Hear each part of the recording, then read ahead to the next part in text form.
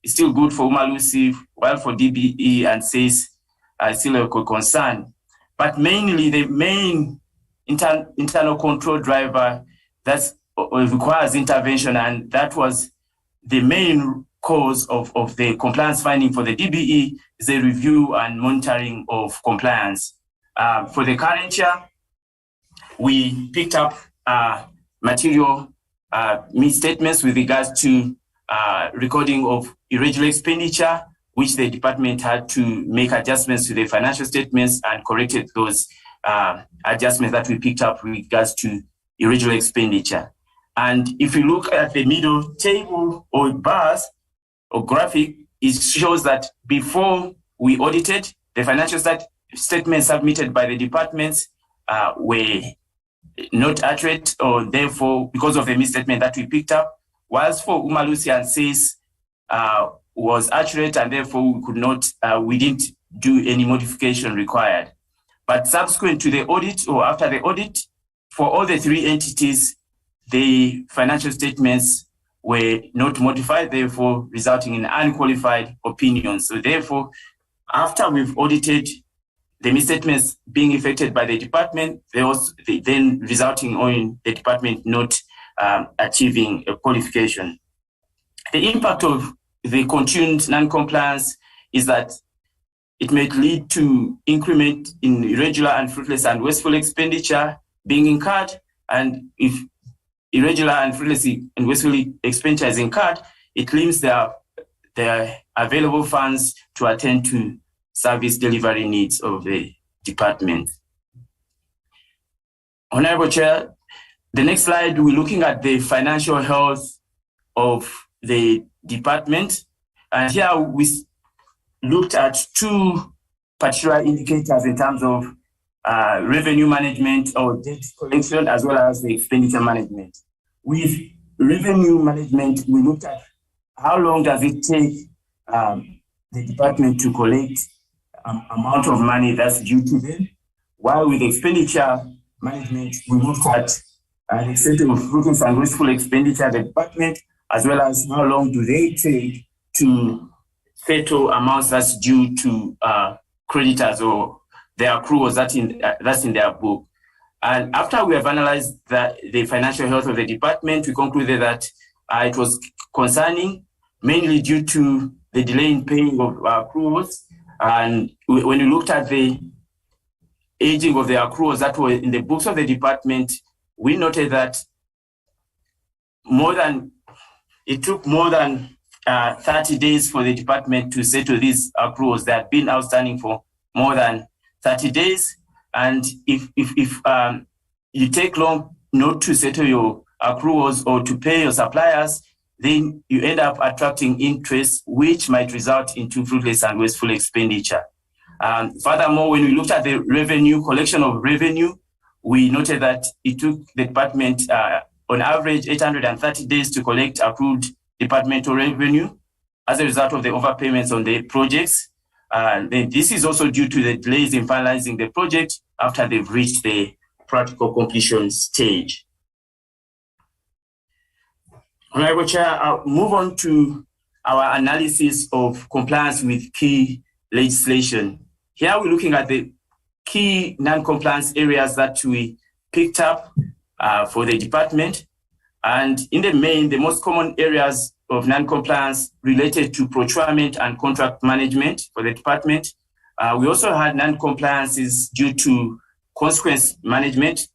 And then there was also non-compliance area relating to irregular and fruitless and wasteful expenditure. We're indicating that compliance with laws and regulations continue to be an area of weakness for the department, particularly in the area of compliance with supply chain management prescripts as well as consequence management. It's concerning that the department did not make sufficient progress in addressing these particular matters of non-compliance, and continued non-compliance may lead to further irregular and fruitless and wasteful expenditure, limiting funds available to attend to service delivery needs. And the main root cause of the lack of compliance in the areas identified above is the fact that the department takes longer to implement the outcomes or the recommendations of the investigation in instances of irregular and fruitless and wasteful expenditure. We also picked up repeat findings in the areas that we looked out for compliance. Chair, for states as well, last year they had issues on non-compliance, but we noticed an improvement in this particular area of compliance with legislation, therefore indicating a movement with a green arrow upwards. Next slide, Honorable Chair, is the procurement and the payments, where we're looking at the status of compliance with regards to procurement and contract management. And the key findings that relates to these particular aspects related to awards that were made to bidders who did not score the highest points. We also had instances where declarations not submitted for production and local content as required by the Preferential Procurement Policy Framework Act. Honorable Chair, the next slide is our analysis of the irregular expenditure over a period of 4 years.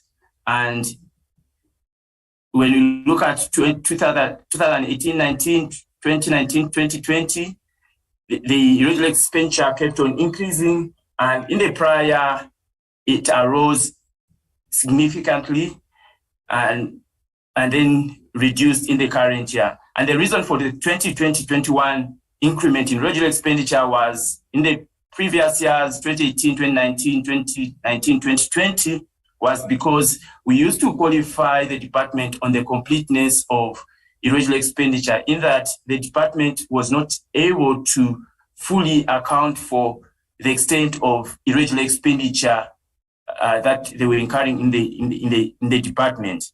So in the 2020-2021, you realize that the irregular expenditure increased significantly when the department put in two measures to account for all the irregular expenditure that was that the department had incurred and across all the implementing agents.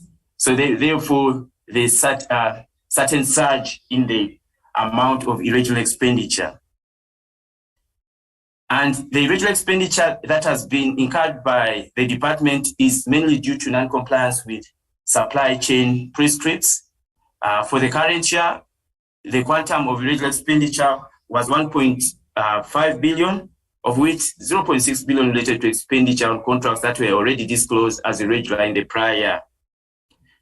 Chair, as indicated as well, although the amounts have declined the current year, it's still a concern, and in that the implementing agents are still struggling to implement and monitor controls over compliance with supply chain prescripts. And mainly, they are struggled to award bids to the highest scoring bidders as required by the procurement, the Preferential Procurement Policy Framework Act, and bids were awarded to bidders who did not submit a declaration on local production and content in accordance with the National Treasury note. Based on our assessment of irregular expenditure, we found that the procurement processes compromise one or more provisions of Section 217 of the Constitution relating to fairness, cost effectiveness, transparency, and competitiveness.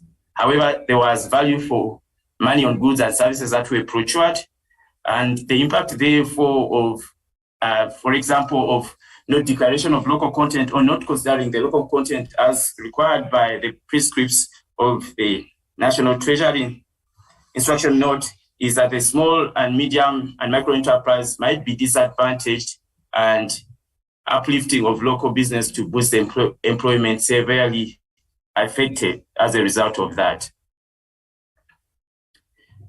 The next slide, Honorable Chair, is on the consequence management. Consequence management indicative of how the department was dealing with the irregular expenditure that was incurred in the previous years. For the current year, for the previous years, all the irregular expenditure that was incurred in the 2020-2021 year was investigated. That's the 6 billion that was there, 100% of it was investigated. And then 898 million was condoned. But on the same slide, Chair, Honorable Chair, we also highlighting the top contributors of the irregular expenditure for the department. And all these are implementing agents for the department, and the main one contributing the most being Butler Trust with 680 million. We also have DBSA with 481, NECT with 209 million, IDT 48 million, and Rand Water with 13 million. The department is yet to implement some of the outcomes of the investigations of irregular expenditure, and the department has also requested the National Treasury to condone some of the irregular expenditure.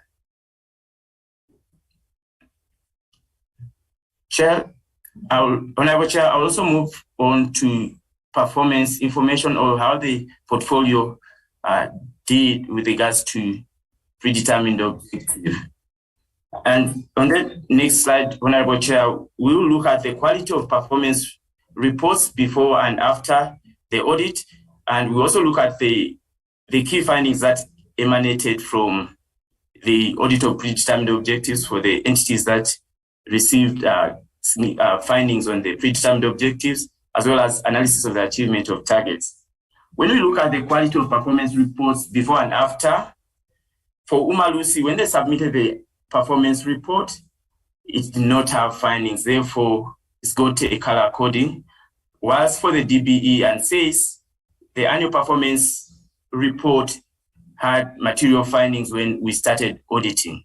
For the DBE, they were able to make adjustments after during the audit, and after we've audited, they were able to make adjustments to those, therefore the color coding of no material findings being reported. But for SACE, they were not able to do that. Therefore, SACE could not reliably report on the achievement of targets, as the evidence provided differed from the reported achievement. And some of the indicators that we looked at where evidence provided could not support what they had reported in the annual performance report. That included number of educators supported on professional matters, percentage of professional development providers approved, percentage of professional development activities endorsed.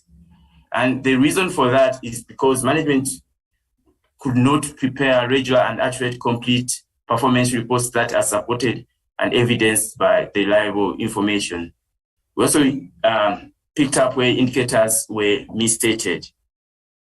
And the impact of this particular negative audit outcome for SACE is the impacts on the service delivery due to the inadequate support and development of the educators that we will have on the critical education areas.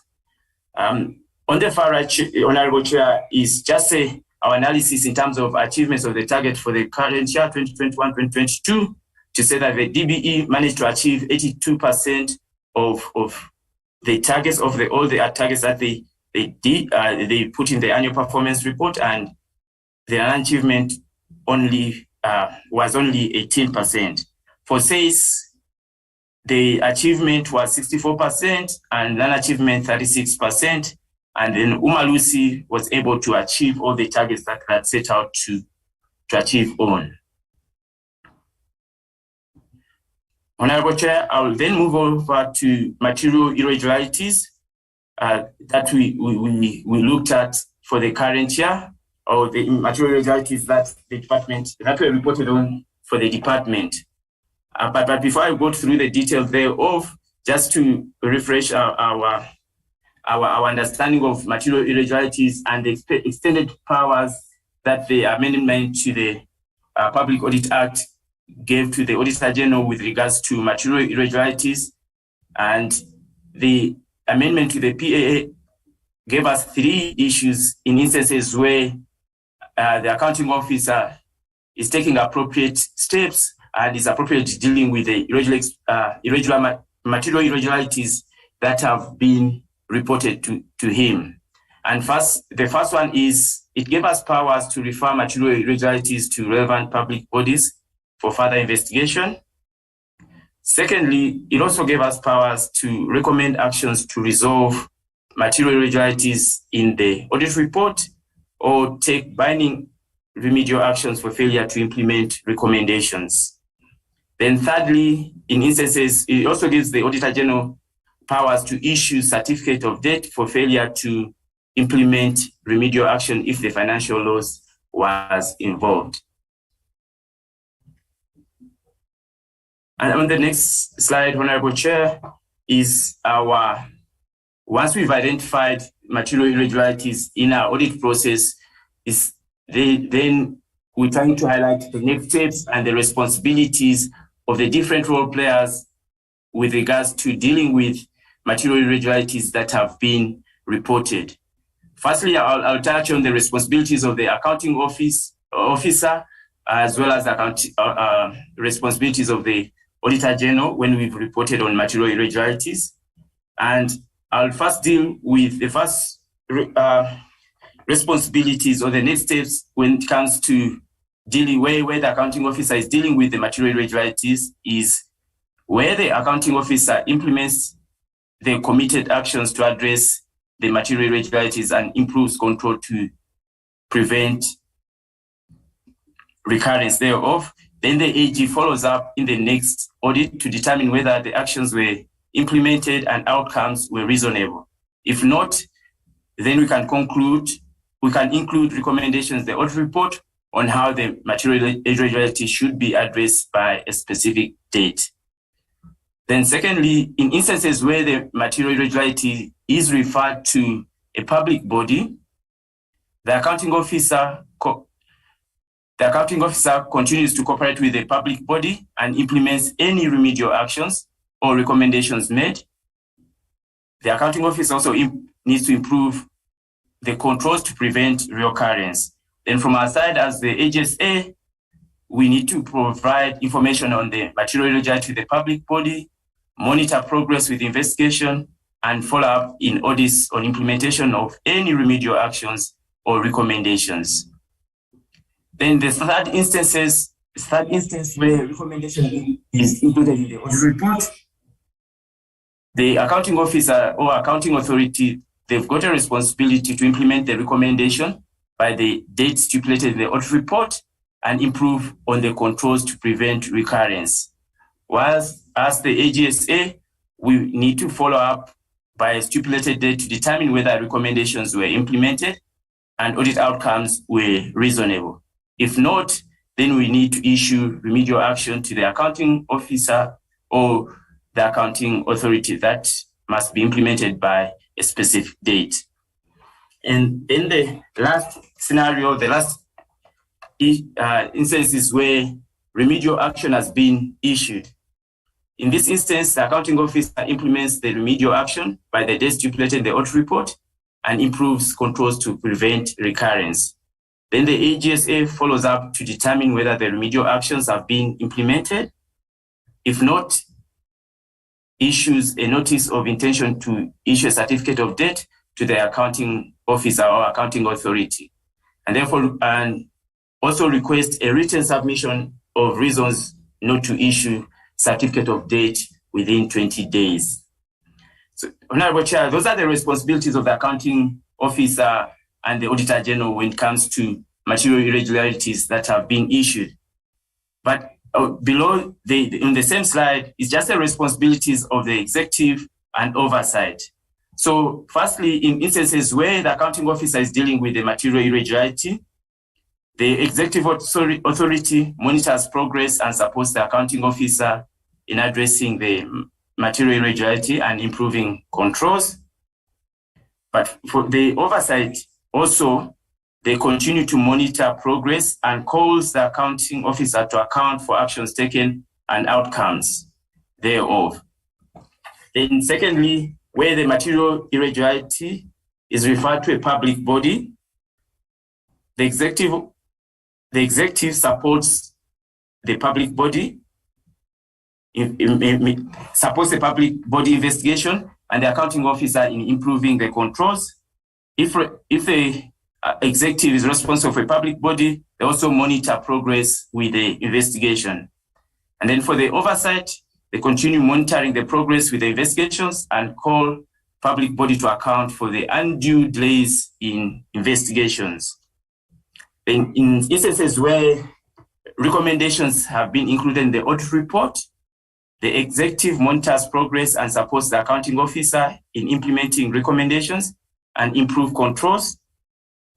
The oversight requests action plan on implementation and monitors progress and calls the accounting officer to account for actions taken and outcomes thereof. And then lastly, in instances where remedial action has been issued, the executive monitors progress and supports the accounting officer in implementing remedial action and improving controls.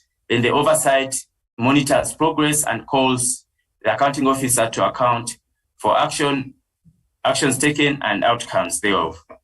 So, Honorable Chair, this is just our reminder of the different roles and the next steps when it comes to the MI process and for the MIs that have already been issued or that are already in the system. Then I will move on to the MIs that we've issued to the department from last year to current year. In total, there are 4 material irregularities that were issued last year and this year. So what we did in the current year is to follow up on the actions that have been taken by the accounting officer in addressing the material irregularities and trying to make sure that they resolve. And we reported accordingly in the audit report in terms of the status thereof as at 31st July. But we also followed up subsequent to the audit report date and also giving feedback in terms of what has been done up to date.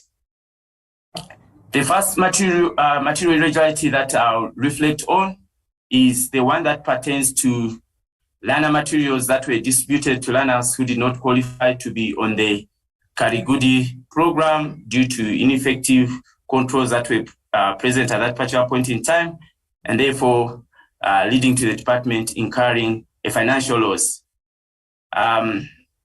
In terms of the status as at 31st July, this particular material irregularity, the investigation into this particular matter had already been done in the previous year, in the 16-17 financial year.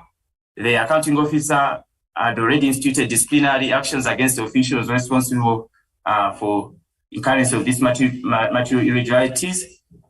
Some monies, some losses were also recovered in the 17-18 financial year, and the matter was subsequently referred to the South African Police Services in the 17-18 financial year to further investigate and recover the final or the remaining financial losses that had been incurred. At the time of the audit report at 1st July, the investigation was still ongoing. The investigating team had requested additional information from the department officials, which the department submitted on the 20th July.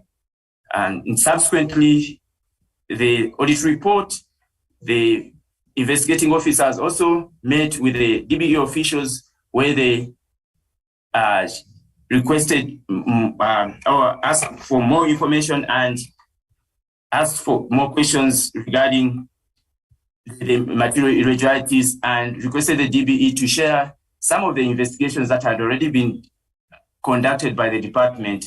And this information was shared with the investigating officer on the 17th of August. As to date, this matter has not yet been finalized and is still in progress and still with the hopes for further investigation. And the second material irregularity related to prepayment for goods not delivered. Here, the department advanced a prepayment of 78 million to an implementing agent for construction of schools. But however, the implementing agent could not provide supporting evidence to substantiate the amounts of goods delivered that relates to the 78 million. The department in the previous year were able to recover 16 million from the implementing agent, And subsequently, they were also able to withhold 15 million from the implementing agent because the implementing agent was not able to do a reconciliation of goods delivered versus the prepayment that was advanced. As at 31st July, the department was going to do a verification of the actual number of items that were installed by the implementing agent and also receive reconciliations of the final accounts of all the goods that were installed. During our follow-up subsequent to the audit, the verification of the actual numbers of items has been finalized, and the accounting officer has obtained a revised reconciliation of the unreconciled amounts from the implementing agent on 31st of August, which showed a revised total difference of 24 million between the actual purchases and the prepayment. The accounting officer has since requested the implementing agent to refund the difference of the 8 million and the related accrued interest. The third material irregularity for the department was reported in the prior, and the accounting officer notified as well in 1st July 2021. This particular material irregularity pertained to interest paid on payments not made within 30 days. Interest was charged, and the tune to the amount of 6.9 million was interest charged due to late payments. This particular matter, as at 31st August or 31st July, the investigation into the matter by the Departmental Investigation Committee had been concluded in May, and the committee concluded that an official who had contravened the provisions of Treasury regulations, the official contravened Treasury regulations 8.2.3 and recommended that consequence management be instituted in line with the Treasury regulations. The accounting officer committed to that he will be implementing the recommendations of the investigation committee by the 31st of October 2020. During our follow-up, the accounting officer was in the process of addressing the MI and still indicated that this particular MI will be finalized by the 31st of October 2022. The last material irregularity, Honorable Chair, also relates to financial loss incurred due to payments not made within 30 days, therefore resulting in the withdrawal of the contractor from the site and claiming damages for the cancellation of the contract. And this particular material irregularity was also reported in the prior and followed up in the current year. It had three aspects to it. First, there was a loss pertaining to interest that was incurred for late payments. There was also likely loss related to claims from the contractor due to the cancellation of the contract. And then there also losses pertaining to material that had already been purchased and they were on site. In terms of our follow-up, as at the audit report date, an investigation into the matter by the investigation committee of the department had been concluded in May, and the committee concluded that the official who had contravened the provisions of Treasury Regulations 8.2.3 and recommended that consequence management be instituted in line with the Treasury regulations. And here as well, the accounting officer undertook to ensure that the recommendations of the investigation committee would be implemented by the 31st of October. But the second aspect on this particular material irregularity is there was, when the department did the final account of the contractual value in terms of the claims by the contractor, it so happened that the contractor was now owing the department in terms of after doing the final reconciliation of the final account, and therefore the department had to go and claim back what the contractor owes to the department. But the contractor disputed the values in the final payment certificate and claimed that the department did not have a right to recover those payments, as those payments had already prescribed. So this necessitated the accounting officer to obtain a legal opinion on the matter, and also committed at that particular date to recover the money due to the department and issuing summons by the 30th of September. During our follow-up, we were able to note that the legal opinion was obtained, and it indicated that the claim or prescription by the contractor had no merit, and the department should pursue the recovery of the amounts due. The department has already issued a letter of demand to the contractor, and which the contractor responded to, still maintaining that the amount had prescribed. So therefore, the accounting officer is proceeding with legal action to recover the funds. In terms of the disciplinary processes of the officials who caused the material irregularities, this particular process has already commenced, and the affected officials have been notified. So the disciplinary processes are still in progress. Honorable Chair, on the next slide, just our observations and recommendations regarding the MI process at the department for the current year. And in terms of the observations from the MI process, we're indicating that to date, the department has managed to recover an amount of 16 million from the implementing agent on the prepayment of goods not delivered, and a further amount is to be recovered from the agent. The department has performed investigations on the material irregularities. However, disciplinary processes have not yet been finalized against all the officials implicated.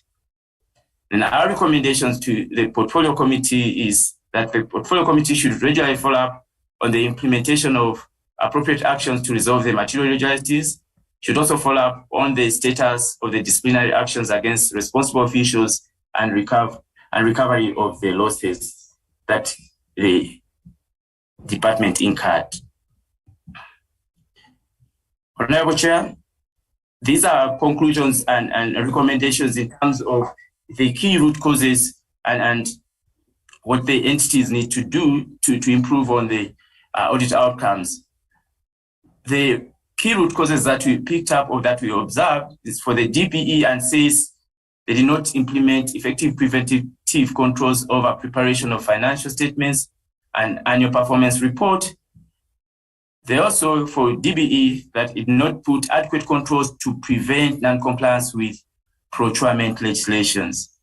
So as part of our recommendations, we indicating that all role players should continue to work together to strengthen the capacity, processes, and controls of entities in the portfolio, which will enable credible financial and performance reporting, compliance with key legislation, sound financial management, and improved service delivery. We're also urging the department to strengthen and improve on monitoring controls relating to compliance with legislation, as we picked up instances of non-compliance under key audit focus areas, and in some instances, these non-compliances resulted in two financial losses or likely financial losses for the department. Therefore, close monitoring of supply chain processes will serve as a deterrent for non-compliance, while ensuring that all role players discharge their responsibilities. More effort is required to deal with irregular and fruitless and wasteful expenditure and instances of such possible expenditure for ensuring accountability. Consequence management should be instituted timeously against all transgressors, and recovery made of all losses incurred.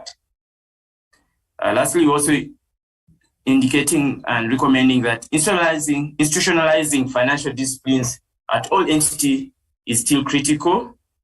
This will ensure credible financial and performance reporting that's supported by evidence. The department should strengthen daily, monthly controls to ensure credible financial reporting that's supported by reliable underlying supporting schedules. All these recommendations were shared with the department and will be incorporated in the remedial plan, In addition, the department indicated that they will continue holding implementing agents and departmental officials accountable in ensuring quality school infrastructure delivery. Those are the audit outcomes for the DBE and the two entities within its portfolio. Now, Honorable Chair, I would like to present to you the audit outcomes for the sector as a whole.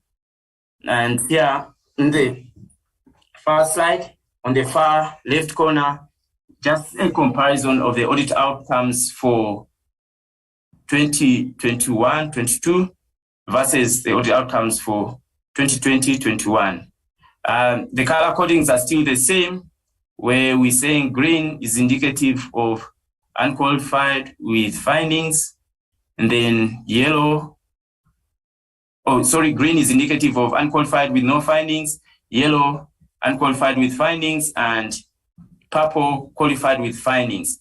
The blue color is indicative of outstanding audits.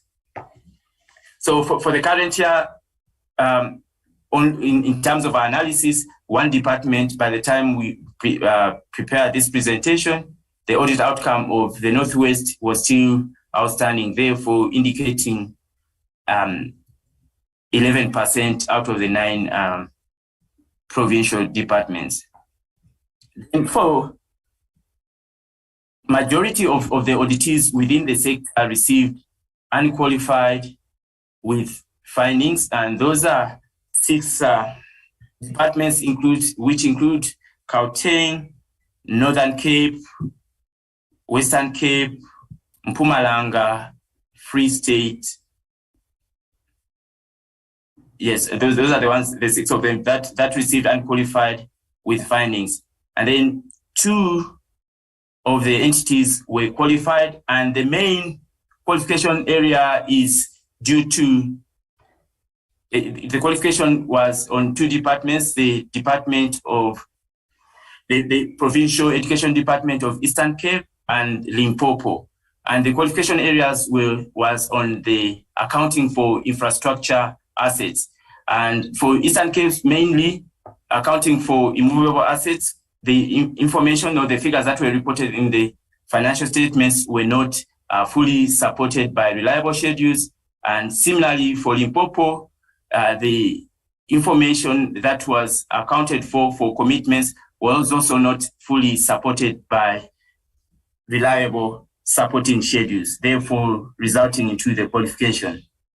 And then below the audit outcomes is just a depiction of our financial health, where we're looking at the different departments, where we're looking at how are they managing the money or the money that's budgeted for expenditure for service delivery. And for Free State and KZN, we're saying intervention is required. And then for DBE, Northern Cape, Eastern Cape, and Mpumalanga, we're saying that it's concerning. And mainly where we say it's concerning and intervention is required is most of these departments have exhausted the money that was budgeted for the current year's expenditure, and they, due to overspending and due to budget constraints as well, therefore they're not able to meet most of the obligations in the current year, and therefore they would require extra money to settle the current year's expenditure with future periods budget. And most of these departments as well incurred unauthorized expenditure due to overspending on the budget. On the far right is just the audit outcomes for the audit of predetermined objective, which we commonly refer to as AOPO. And when you look at the 2 years, you see that the pie chart of over a number of unqualified has increased significantly for the current year. In the prior year, only Gauteng was received unqualified on predetermined objective, but now for the current year, more than half of the sector were not qualified. That's the Free State, Mpumalanga, and Northern Cape. So they improved significantly if you compare to the prior year. And below that, when we look at the quality of performance reports that were submitted prior to audit, to say that there was a regression in the sense that 22%, it was 22% which submitted quality performance reports compared to 30% in the prior. And then the quality of published financial reports submitted improved significantly, which is also in line with the improvement in the audit outcome on predetermined objective, which is an increment from 20% in the prior to 56% in the current year. And then in regards to usefulness of performance indicators and targets, there has been a regression here where some of the indicators that were indicated in the annual performance plans were not useful and compared to 100% in the prior. And the reason for this could be is because of the two provinces that were qualified on this, which is the Western Cape and KwaZulu-Natal. Honorable Chair, the next graphic is just a depiction of our irregular and fruitless and wasteful expenditure over the 3 years in the sector. And with irregular expenditure is more or less the same as in the prior year, and 100% of this irregular expenditure was due to compliance with supply chain laws and regulations. And the biggest contributors for this irregular expenditure within the sector of that 3.2 billion is Limpopo with over $1 billion and Gauteng of 811 million. Then the fruitless and wasteful expenditure incurred for the department has reduced, which is 22%, reduced from 107 million to 22 million for the current year. And the highest contributors here of this fruitless and wasteful is the Free State, Eastern Cape, and Mpumalanga. Chairperson, Honorable Chair, the next slide is just the material irregularities for the sector that we have in the sector as a whole. And for the current year, we have 10 material irregularities that were reported in the audit reports of the provincial departments. And we've classified them on this slide based on the nature. And the first one relates to interest and penalties, material irregularities due to interest that was paid on late payments or payments not made within 30 days. And here the biggest contributor being there were 6 material irregularities here, but the biggest contributor with this was the Eastern Cape with 4, Free State with 1, and KZN with 1. Then when you come to the nature of procurement and payments, where the Gauteng one had 1 material irregularity pertaining to procurement of decontamination and fogging and deep cleaning of facilities at excessive prices, which would result into a likely financial loss. And then Eastern Cape as well had 2 material irregularities for payment of goods not received or delivered. And then lastly, the last material irregularity related to KZN, where salary payments were paid to persons no longer employed by the department and contravening the Treasury Regulation 8.1, 8.10. And then in terms of the status thereof, of all the 10 material irregularities, we've looked at them and we are happy that the accounting officers are taking appropriate steps to resolve the material irregularities.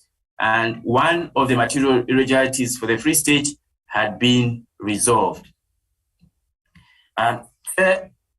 Honorable Chair, the last slide I'm presenting is the one that pertains to the work that we did in terms of the KwaZulu-Natal flood relief interventions that was done there in April.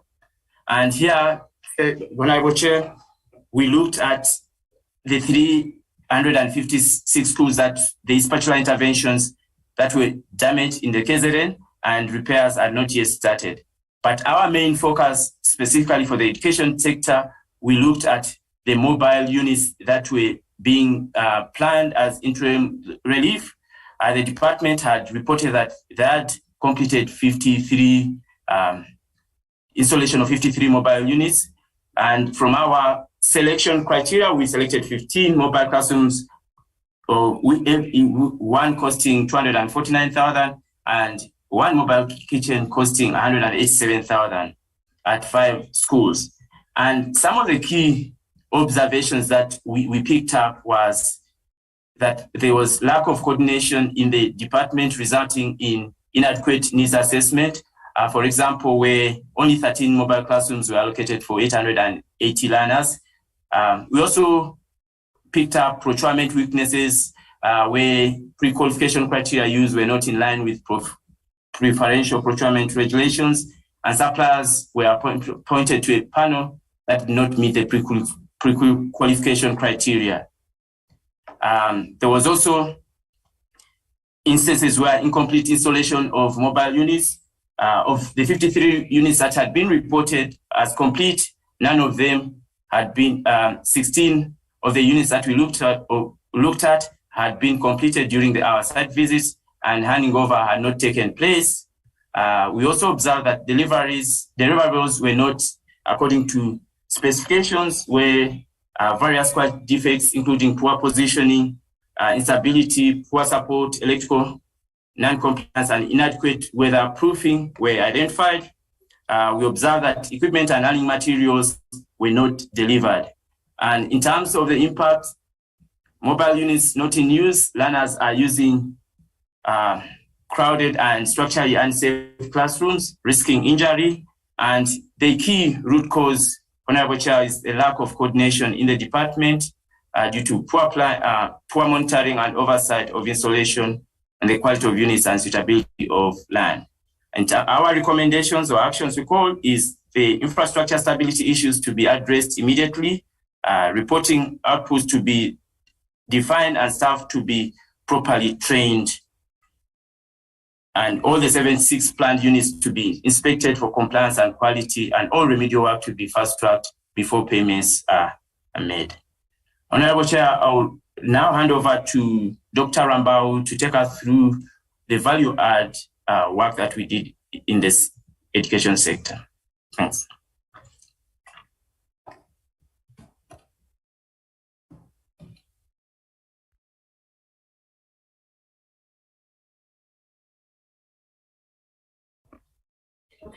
May you please go ahead? Thank you.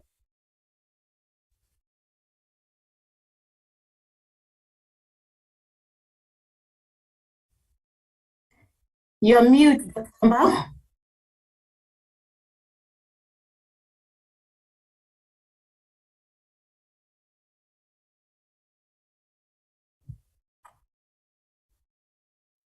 Apology, Chair. I'm just trying to. Dr. Rambau? Joshua, go ahead with the slide while we locate Doctor.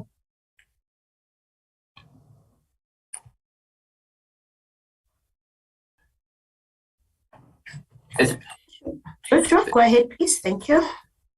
Thanks, Chair. As Doctor comes back in terms of the sound technicalities, and one of the work that we looked at was the school nutrition program, where we looked at the implementations and implementation of this particular program. And this particular program, Honorable Chair, is funded through a conditional grant of 800 billion, of which the entire 8 billion was spent. And we conducted this audit across all the 9 provinces, across 18 education districts and 180 schools.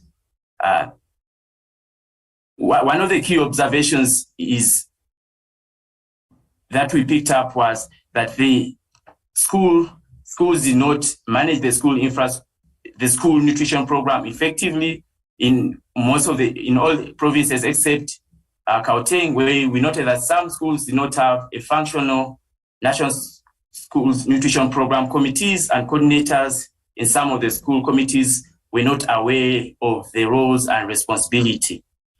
The other observation that we picked up as a result of this was the delivery and management of the NSNP stock was not done effectively. Therefore, some schools were not delivered. In some schools, food items were not delivered timelessly or not delivered at all, resulting in schools experiencing shortages and therefore affected the provisioning of the healthy and the right meal portions for the learners. We also, in the same We also identified that there were not regular stock reconciliations of the stock register and the records of stock that was at hand, therefore could not determine how much stock was at hand at a particular point in time. But most importantly, Honorable Chair, is in some instances we found that the funds were not used for purposes related to the meal program. Case in point was in Northwest, where 8 schools that we looked at out of the 20 that we visited, the funds were extensively used for purposes other than for meals. For example, there was funds used for construction of pavements, carports, and buying products that were not related to the program. In the Northern Cape, we picked up that schools had not served food to learners since February 2022 because the funds were used for disaster management. Other observation that we picked up, that schools did not adhere to hygiene and safety regulations. Food handlers did not use the prescribed personal protective equipment, or meals were not prepared in conducive environment. And lastly, the monitoring and support and reporting was not done consistently across the schools that we visited, and therefore it's one of the items that we recommend to be improved upon. Honorable Chair, the impact of this particular program, the school nutrition program, it's aimed, the program improves the livelihood of learners from poor socioeconomic backgrounds. However, in some instances, learners were served meals in not healthy environment, and they were prone to contamination and food poisoning, which could negatively affect the learning capacity of these learners. And the main cause that we're highlighting is that some schools did not discharge these roles and responsibility, and proper guidance was not given, and monitoring not done adequately, while reporting was not done consistently across the board. And therefore, we're recommending to the accounting officer to provide directives for schools to align the National Schools Nutrition Program planning, monitoring, and reporting to the annual management processes, to compel schools to include the NSP program when they do school self-evaluation, include the NSNP actions in the school improvement plan, and report quarterly and annually on the progress made in improving the NSP implementation. Honorable Chair, I'll also move over to the next initiative that we looked at in terms of our value add work within the sector. And this one pertained to the phase 2 of the Basic Education Employment Initiative, which had the primary objective of creating fixed-term job opportunities for unemployed youth in the 18 to the 35-year age cohort. And the phase 2 aimed to appoint 280,000 assistants at a cost of 6 billion over 5 months. And then our audit focus was to ensure whether the objective was achieved and whether the initiative was efficiently and effectively implemented. Similar to the nutrition program, this audit was conducted at the national department and the 9 provincial education departments, as well as 18 education districts and 180 public schools. The key observations that we picked up in terms of implementation of the Basic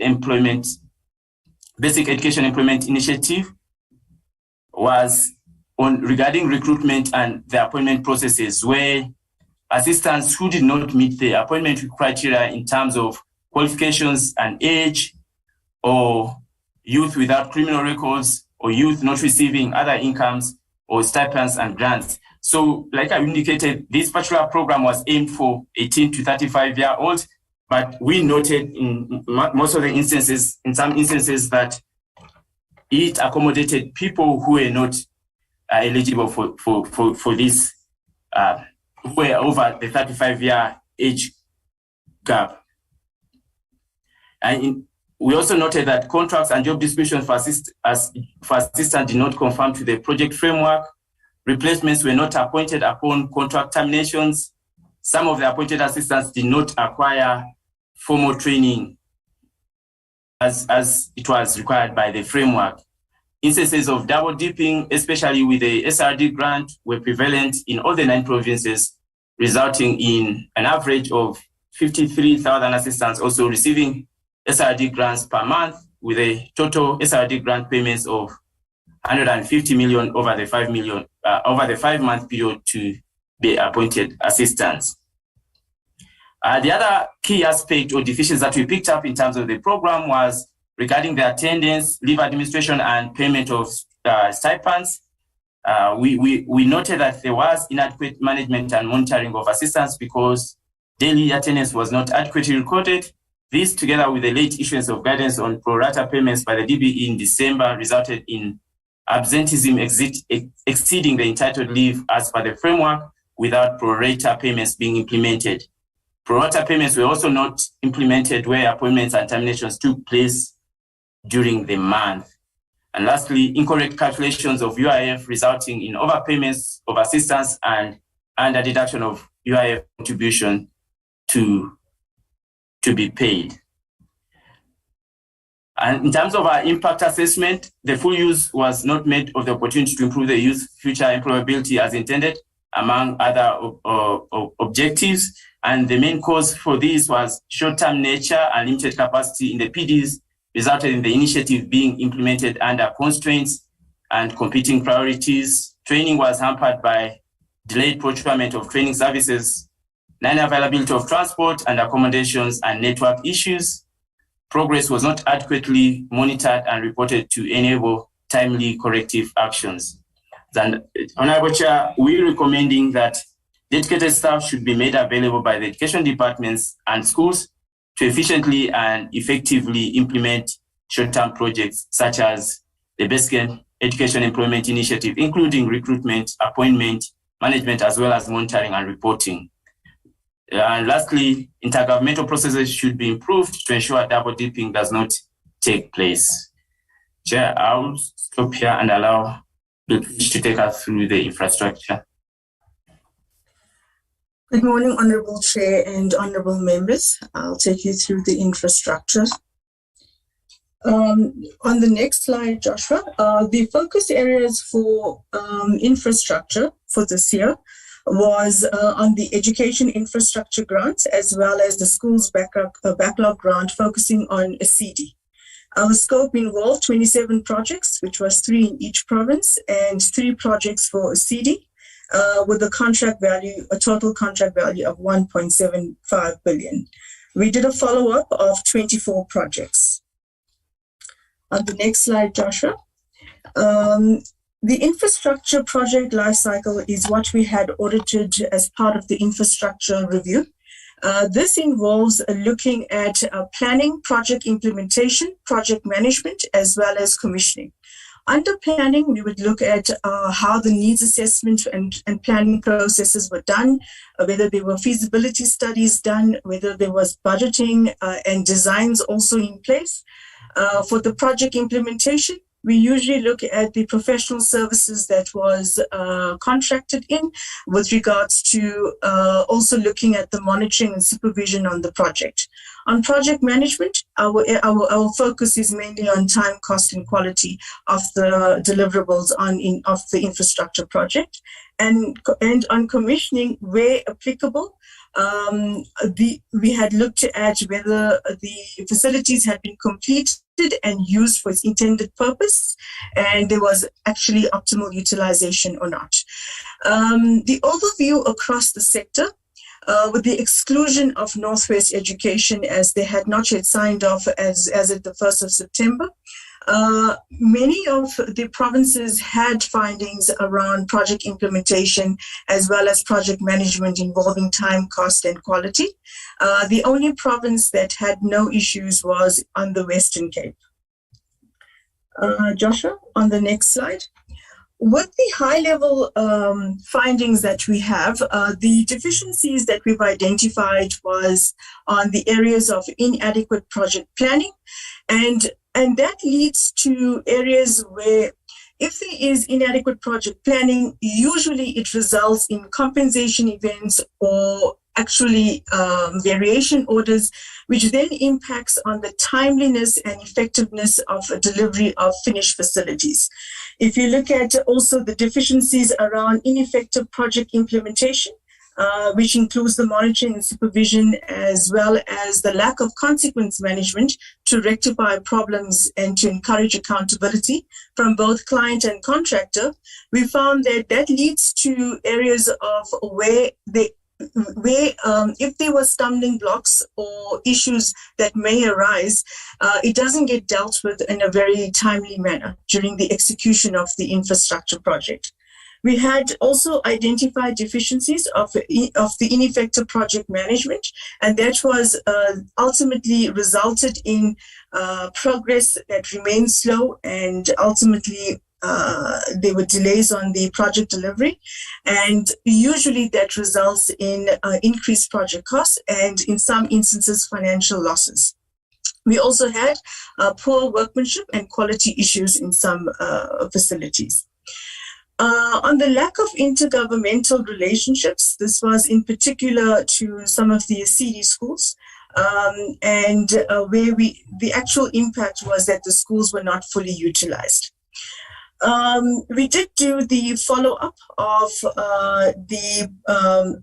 of certain projects, and what we found was that it was reassuring in some instances that the accounting officers had actually taken into account our previous year's recommendations, but there were some accounting officers that did not follow through on some of the recommendations from the previous years, and as a result we had a repeat of some of the findings that is coming through. Joshua, I will just go through very quickly on some of the examples that we had.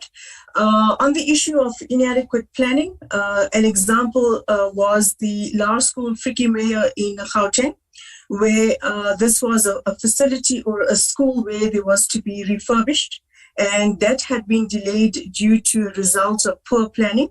When our teams went on site to do the actual site visit, what we found was that the contractor was awaiting many instructions to be approved for them to continue with the project. And as a result of the delay, that also impacted on where the kids were in the rented mobile classrooms, and they had to then extend that contract for the renting of those mobile classrooms. We do have some pictures there that is coming through from our site visits. On the next slide, we have an example of Butler Tlaping Secondary School in the Northern Cape, where we found here that this school was to build new hostels and facilities to address the issues of learning of the learners having to travel long distances from their homes to get to school. And what we found was when our teams went on site was the school had been practically completed, which means that it is fit for use, but they hadn't been installed to the electrical installations, and as a result we couldn't actually verify the expenditure of 2.4 million on the project. In the example of Dinizulu Secondary School, here we had a school that had been delayed by approximately 3 years, and as a result of the delays, there was also impact to cost, and we also had identified issues around poor workmanship, and that is stemming from the project management issues that was experienced on the project. On the lack of intergovernmental relationships, this was in particular to the Kidston Junior Primary School in the Eastern Cape. And, you know, these schools are really very, very beautiful. They absolutely, you know, provide the, you know, the actual facilities for kids in those areas. And when our teams went out on site, we found that although the school had been completed, it was catering for about 974 pupils, and it was approximately 50% being actually occupied. And hence it hasn't been utilized to its full capacity due to resource constraints that was being experienced at the school. In the next slide, these are just some pictures of some of the examples where we have portrayed some of the poor quality work that was identified, where we see that there are certain specifications like the walkway there that hadn't been installed appropriately. The retaining walls are not being appropriately installed, as well as the stormwater drainage had issues around there. And some of the installations were not even conducive to kids actually using some of the facilities at the school. In the next slide, we did follow up of some of the projects, and there's two examples that we'd like to highlight. The one is the Jubilee Park Primary School in the Eastern Cape. Here, there were a poor planning that was experienced, and that was as a result by the implementing agent as well as the professional team. As a result of that, there was cost increases on the project, and that also there were delays due to late payment by the department. There were also a lot of variation orders on this project, and that amounted to about 13 million rand of irregular expenditure because some of the variation orders was above the 20% threshold. For the Maliboko Primary School in the Free State, here we had experience where there was partial practical completion, and this project took approximately 5 years to be completed. During our site visit, we noticed that some of the deliverables had not been completed, like, for example, the hall in the school. And this project also experienced cost overruns, where it had escalated to about 54% of the original project value. On the next slide, I'd just like to highlight some of the recommendations that we had proposed to the departments on the areas of improving of planning processes as well as project management and implementation. I'd also like to highlight that in 2021, we had compiled an infrastructure preventative control guide that is available for all accounting officers to actually get sight of. And this comes through from our experience throughout the sector over the years that may provide some assistance to the accounting officers. We did record some of the commitments that was received from the departments, and it is encouraging to note that some of them have said that they will take on an action plan and be more committed to monitoring and managing of the projects. So we hope to see a change in the sector in the next year or so. Joshua, thank you. Over to you.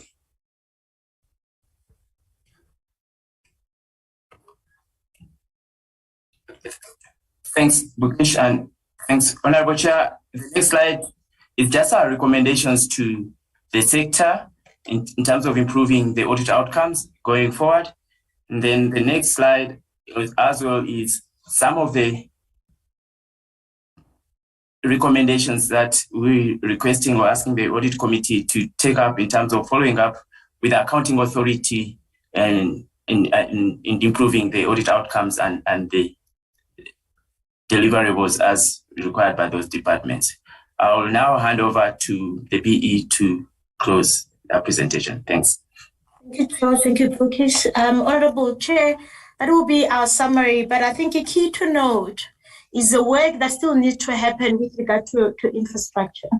You remember that if you take DPE as an example, it's been quite a journey. I mean, for a number of years, 18, 19, 19, 20, is when they still struggled with just getting the records appropriate, just making sure that you record the stage of completion properly, you accumulate your expenditure properly, and hence we were qualifying them on infrastructure in terms of the financial management. So they had moved past that. And then we were confronted with a irregular expenditure where it was really coming up in different spaces. And in the main, you would see that the irregular expenditure was coming up in instances where they had to utilize implementing agents. So the process that the implementing agents are using in really getting service providers on the ground were not necessarily in line with the prescript. And fast forward to today, you see a situation where DPE can at least reliably report on all the irregular expenditure. The biggest journey that's facing them would be now to hold people accountable to what would have happened throughout the years as these prescriptions were not followed. And in addition to that, is really just to tighten the preventative controls, just to make sure that as a department, they are not exposed to some of the officials following their own processes as opposed to that which the Treasury regulations and the PFMA dictates. And that will be the journey for the DBE. But if you look at the sector, many of the departments across the country still struggle in just managing the implementing agents. And you would like to see them taking some of the lessons that DBE has went through just to try and replicate in making sure that the sector closed out completely on the management of infrastructure. As Bill Fish indicated, we've issued a guide as the office just to try and assist our auditees in the sector in what to look out for as you run the infrastructure processes. The process of MIs, yes, we've issued the material irregularities in line with the amended PAA. But what we'd love to see is a situation where these MIs do not occur to begin with, because sometimes it becomes too late that we must recover and invest energy in trying to get money back that could have been avoided. I guess what we are hoping to see as the AGSA in the future is that as a sector, we make it difficult for us to lose the fiscus as and when we run our finances. Obviously, the reliance on the audit process to pick up the errors across the sector is still there. There, our encouragement is for the finance units to really tighten the daily and monthly processes, because it becomes difficult when you wait to get an audit finding and then rectify it. I mean, in one unfortunate year that the errors are so many, it may be very difficult for some of these departments to really survive. Hence, they end up with qualification. But I think where we are sitting as a sector, we should be geared to really drive some of these things in the right direction if we remain committed, if we are on the ground on time. The nutrition program for us, we still see it as a very valuable program. Our view is that we really just need to make sure that we unblock some of these things that are not happening the way that we intended to do, like what we've seen in the Northwest, where they use this money for something other than providing nutrition to the kids. It just makes it difficult then as a sector for us to ensure that we move in the same direction. The employment initiative added value. People got employment in a short period of time, but obviously we need to then just reflect on how did we want it to run. Initially, you would have wanted to benefit the youth, and you would see that in the main you end up benefiting the elderly. That's why you get confronted with situation where people are on this program and they're getting the grants at the same time. So there, I think there's an opportunity for the sector to just pause and reflect in terms of how we want to move on some of this initiative. Who do we want to benefit, and be more intentional in driving the things that we are driving. I'll pause here, Chair, just to appreciate some of the comments from the honorable members. Thank you so much.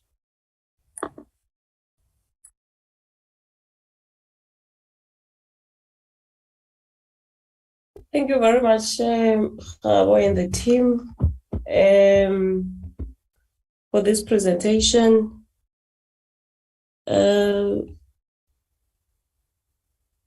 Let me note hands. Let me note hands from the honorable members that would want to engage the AG report.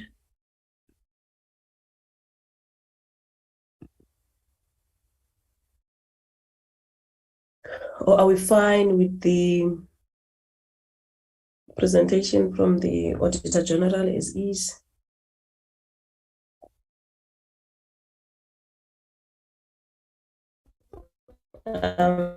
Seeing the hand of Honorable Litsia. You can proceed.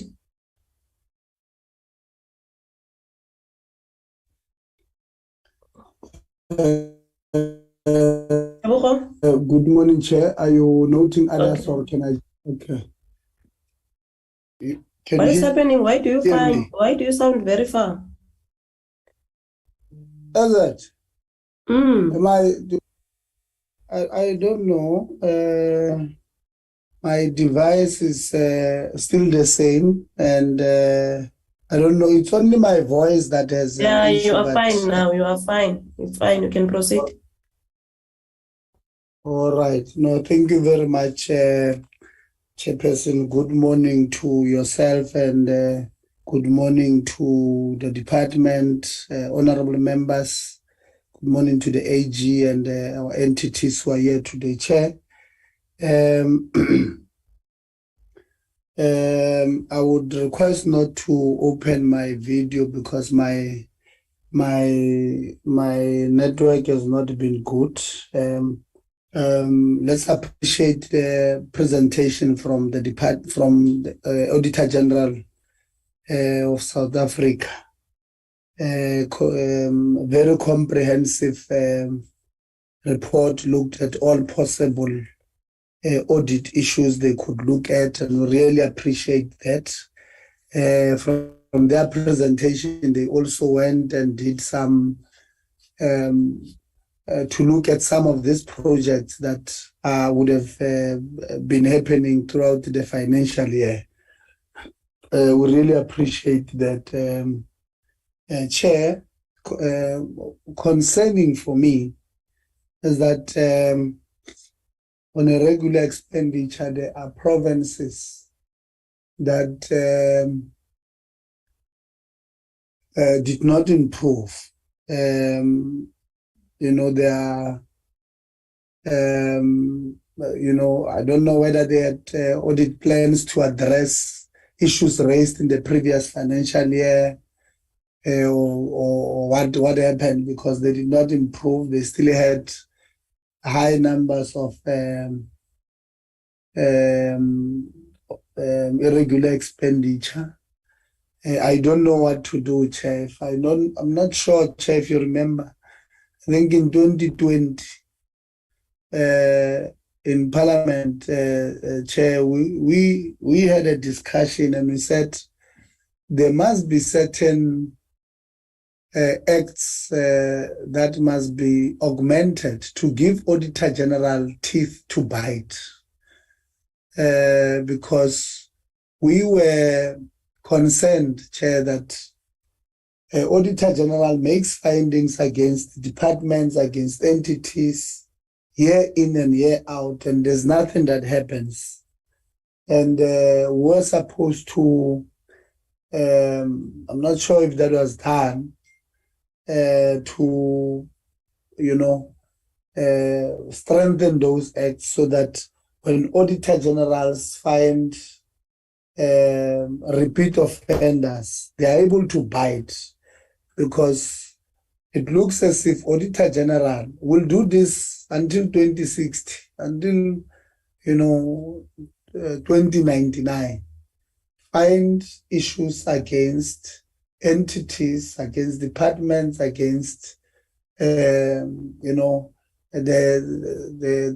national department, year in and year out, on a regular expenditure, wasteful expenditure, on material irregularities, on annual financial statements, and all of that. And there's nothing that happens. The department or the entity will go back and say, no, there's consequence management on person A, and they'll just put a date there that the expected date of finalization of this consequence management will be after Auditor-General has reported to us. And there's nothing that happens really of significance, because the following year, the same things are happening again. So I don't know, Chair. Well, I appreciate the work of the AG, and this is not against them, but I don't know if this process is really assisting in getting us, to do the right thing, or our colleagues there in departments and entities to do the right thing in preservation of public funds, proper usage of public funds, or it's just a tick box exercise. So I'm honestly, Chair, I don't know. That was just a statement I wanted to make before going into my questions, that there must be something. We must find really a way of making our department, our provincial departments and entities to properly account and to do certain things right there, you know. I mean, in the Northwest, they're saying the department was using money meant to give poor students food at schools for something to put paving. Yeah? And all that's what, almost 800 million, if I heard correct, of money that was meant for something, and it went to do something else. I mean, how are we going to replace that money to get those learners food if we are not going to rob them? Because clearly, if you use money that was not supposed to use on this project, it means that project does not have that money. So how are you going to replace it? So some of these kids who honestly come from impoverished families, they can't have breakfast at home. They get to school and you expect them to pass, but you have not given them breakfast as you are supposed to have done. And I don't know what has happened if there's been any consequence management on those people who did that, or on those people who authorized those things. Who, you know, very bad. I think at the right time we must have a proper engagement with the Northwest Provincial Department to clarify some of these things, not only them and others as well. Chair, to my questions to the AG, when they were doing this audit, the department, over the years and in other committees where I served, Chair, I know that there will be a situation situations where the entity does not agree with what the AG would have recommended, based on what they say. Maybe the AG did not follow, 1, 2, and 3 things properly, or the AG refuses them to do the corrections, all of those things. So I want to ask the AG, in this sector of basic education, have you encountered any of those things where an entity, provincial department or national department are saying to no, AG, we don't agree with you on this one. Let's agree to disagree because we think this should have been done this way. Have you encountered any of those in the sector? And if so, which entities, provincial departments, national department, which entities, where did you encounter that, and how did you resolve? Did you encounter any challenges with certain information that you require or request from the auditees, where they are not submitting the information? For an example, maybe you are auditing performance, and the department says, no, here we believe we have performed at 80%. But when you request that data, have you encountered any challenges as far as that is concerned? So I think most of the questions that come from the presentation of the AG will be best suited to be answered by the department and the entities, and maybe if possible later on, if we can find time, maybe some of these provincial departments. So some of my direct questions, Chairperson, I will direct them to the affected parties. Thank you very much, Chairperson, and good morning. Thank you very much, Honorable Notata.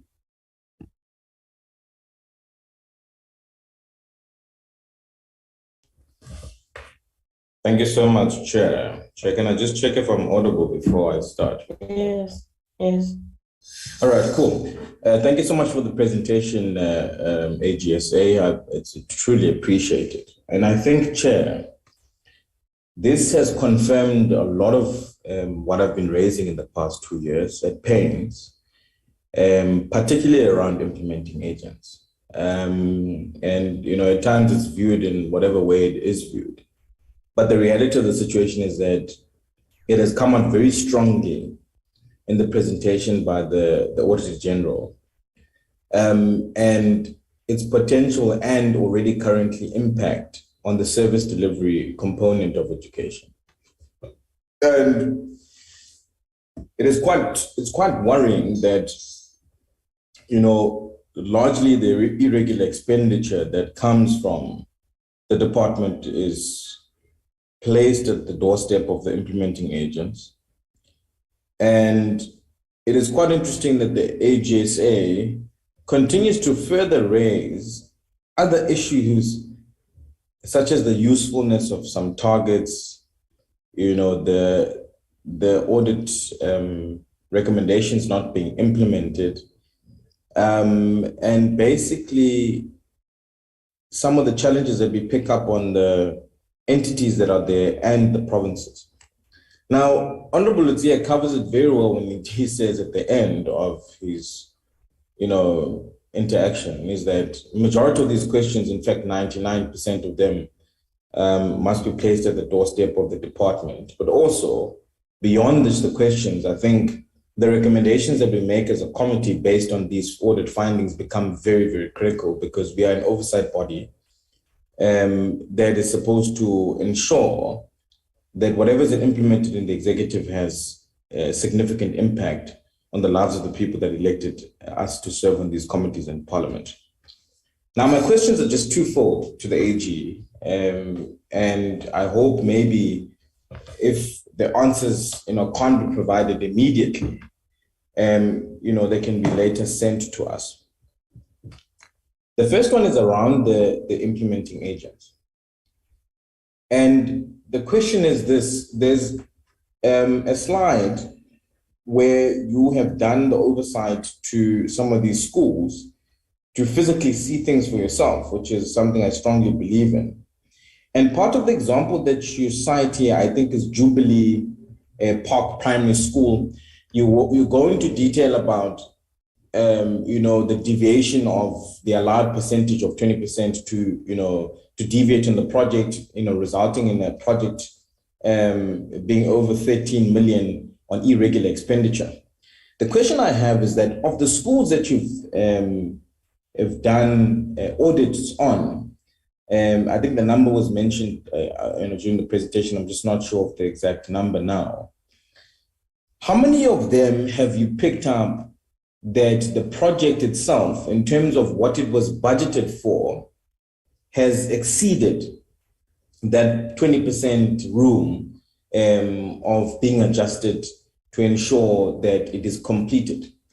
And if the question is not clear, the background is this on my end, that there is money set aside either through ASIDI or various other infrastructure programs that the department has, that this school we're going to build for X amount of money.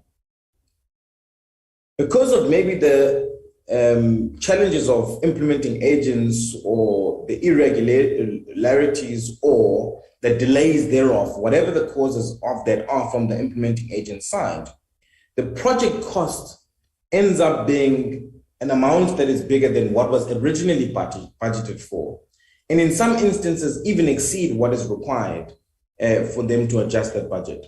So with the schools that you've looked at on the ASIDI program, or with the implementing agents in particular, how many of them have actually exceeded or exceeded the amount of money that was originally budgeted for? That's the first question. And how many of them actually have exceeded the adjustment that is available to them?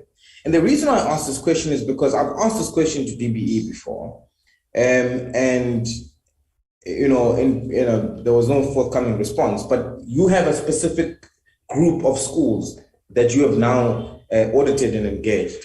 So of those, I want to see whether there is no inflation or inflating of the cost of building those schools. Because at the end of the day, what that does is that the money that is required to alleviate the backlog, to eradicate, the backlog that is available, or maintain existing infrastructure, or even build more infrastructure that is needed for the schools, it shrinks, because then money is put on projects that we end up overspending, and ultimately there becomes irregular expenditure because of people that are either incompetent or whatever reasons are with implementing agents, which repeat the same things over and over again with no consequences put in place. They're not blacklisted in any way. They're not held accountable to the standard that they need to hold accountable. But we're told that, no, there's better interaction. There's better interaction with the implementing agent. So the question I ask is very, very specific. And if that is not readily available, if the AGSA can provide that information to us so that we can make informed comments and decisions as members of this committee. The second thing you've indicated is that in terms of, you've identified that there's some targets, you've identified, the usefulness of these targets. What is exactly the usefulness of these specific targets? Would you be able to provide us with some of the identified targets that you've looked at in the service delivery mechanism of the department on the budget, review recommendation report that is available, that you say, these targets, we question the usefulness of them. Because what we've also raised in the past is that we put targets there for box ticking exercise, that we must visit 9 schools to see if they have got a fence. We must visit 3 schools to see if there's a teacher standing in front of the, whatever the targets are. I'm just now making examples that don't exist in the thing, but just trying to illustrate my point that there is sometimes a challenge with the usefulness of the targets that are set by the department. And therefore, do you have a list as AGSA of the targets that you've identified that are questionable in terms of the usefulness? And my questions are simply those two to you. And the one question I forgot around the implementing agents in particular is whether with the implementing agents that you've listed, because you've listed some implementing agents in the audit report of, who are the offenders, Rand Water, DBSA, there's quite a few implementing agents that are there. And then I looked at the AGSA report, not the presentation, the report that you have sent to us. I think it's about 45 pages, if I'm not mistaken. It does not necessarily indicate as to those offenses, the amounts that are listed there on the outcomes, where do they come from? And if I maybe missed that, if that can be shared maybe with us as well, so we can take an informed decision. But generally, Chair, I think majority of my questions, like I said, 99.9% of my questions are for the Department of Education, SACE, Umalusi, and the provinces. And I think we should be able to engage with all of them before, even finalizing what our recommendations would be to the House in relation to the reports that will be presented to us at a later stage. Thank you so much. Thank you very much, Honorable Advance.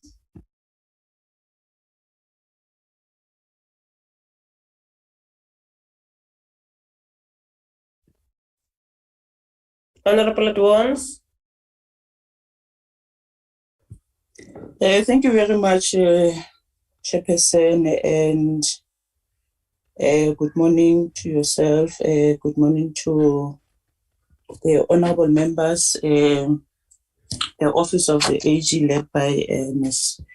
Gombambe and team, to the team DBE.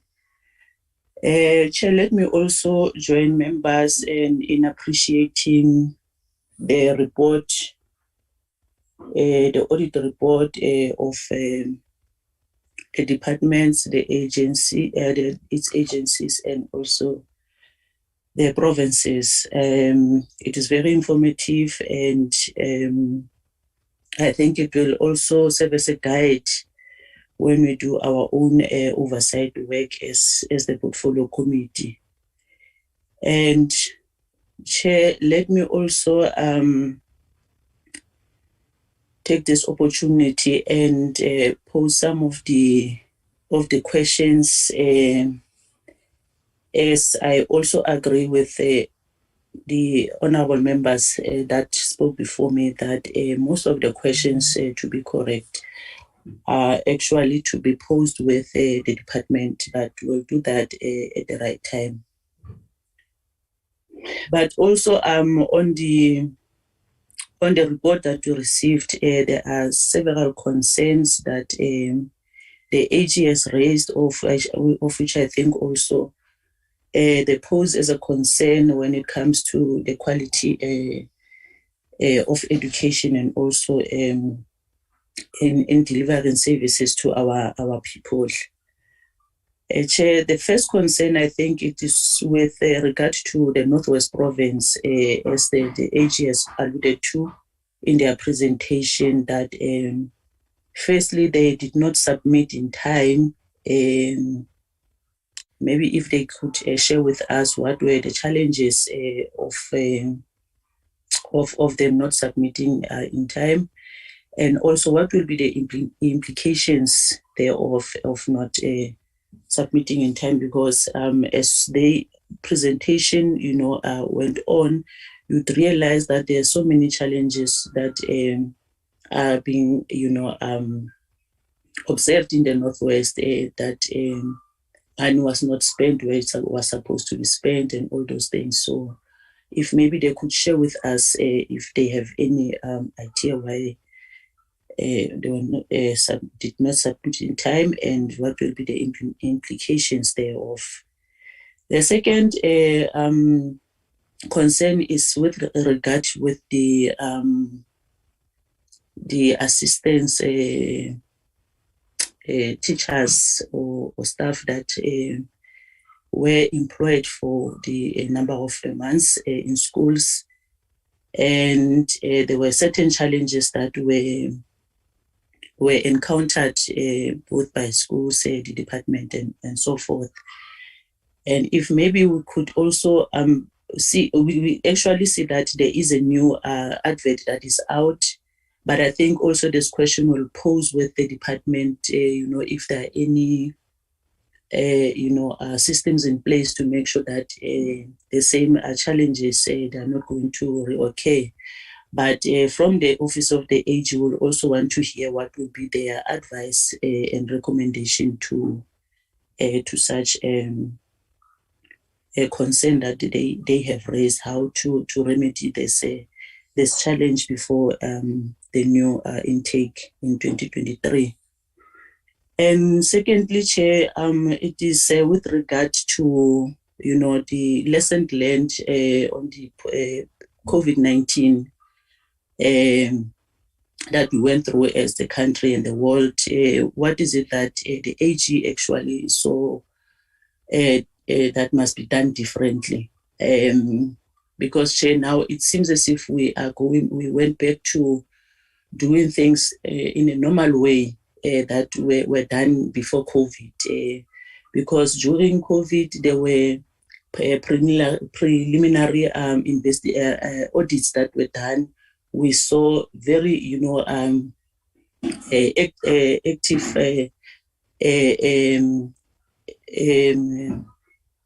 actions that were taken. Many people were arrested on the spot and all those things. And now we get a report that there are still disciplinary processes that have not unfolded for the year under review. So I would want to hear from the Office of the AG, what is different, what has made them to achieve so much, or the country even at large to achieve so much in making sure that there is law and order and processes and compliance were done, and they played a very important role in making sure that that happened, and vis-a-vis the audit that they are doing now. And when it comes to infrastructure, Chair, I think they've also indicated that the implementing agents are still, the challenge, even though we see that there's a movement on the side of the department where they are trying to recoup money, and there's money that has been, recouped from some of the implementing agents. But within this process of the infrastructure challenges that the department have encountered for the past 2 or 3 years that we've been doing this work, what would be the remedial action that the AG would advise the department to do, because we still face the department still faced with the same challenge. It might come in a different folds, but it is the same challenge of the infrastructure, and we don't hear whether there is any consequence management that was done on the side of the department, whether the project managers were held accountable, or what consequence management has been put in place in making sure that there is some kind of accountability in all sides. And Chair, maybe 2 last questions on my side will be, what systems can be developed to ensure timeless responses in disasters, and shouldn't be an alternative procurement processes and project management be considered as this impacts in our communities? And also on the AGSA, what is the extent of enforcement of conditions in the contract, noting that many provinces have findings, time cost and building quality which reflect poor project management and poor contract management? And how does the AG ascertain quality of expenditure when they are busy doing their work? So, Chair, those will be my question. I will pause there for now. Thank you.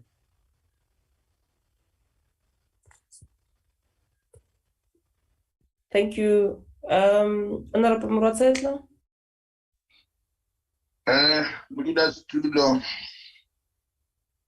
Maloko Kamuka at this all important portfolio committee. Really good morning. For starters, let us say we welcome and appreciate the presentations as brought forward to this portfolio committee.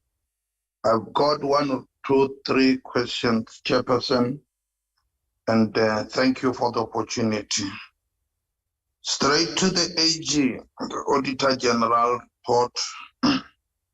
Let me establish and try to find out here, Chair, as to which performance information appears not to be complying with their SMART as reported.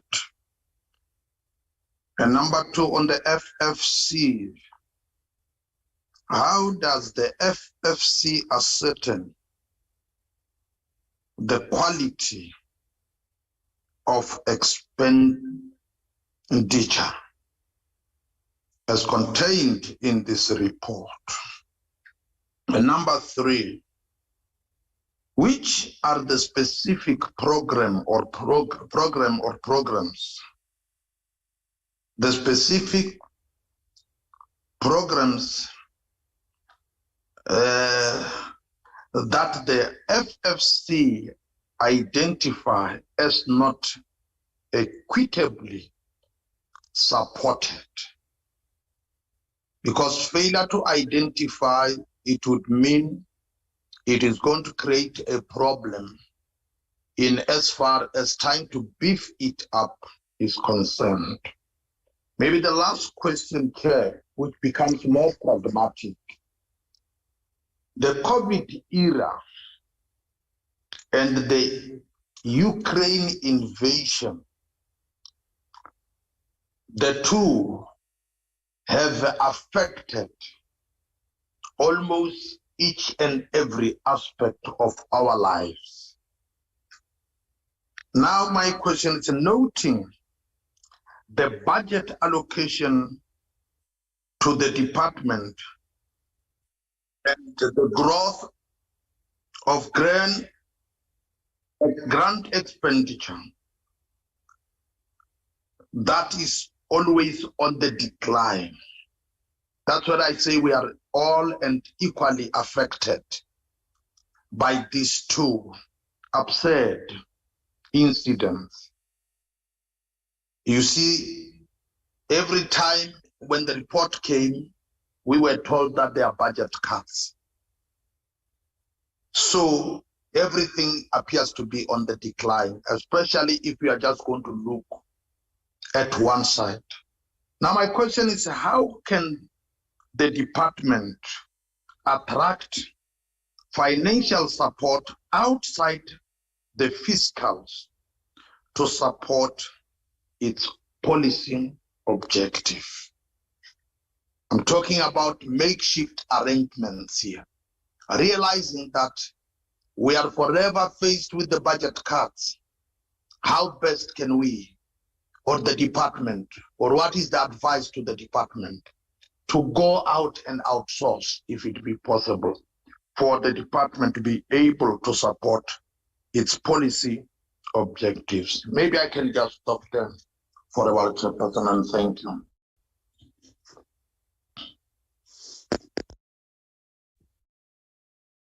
No, thank you very much, Principal. Actually, we're supposed to be ending now this meeting and start with FFC. So what one is trying to raise is that we are but behind our schedule.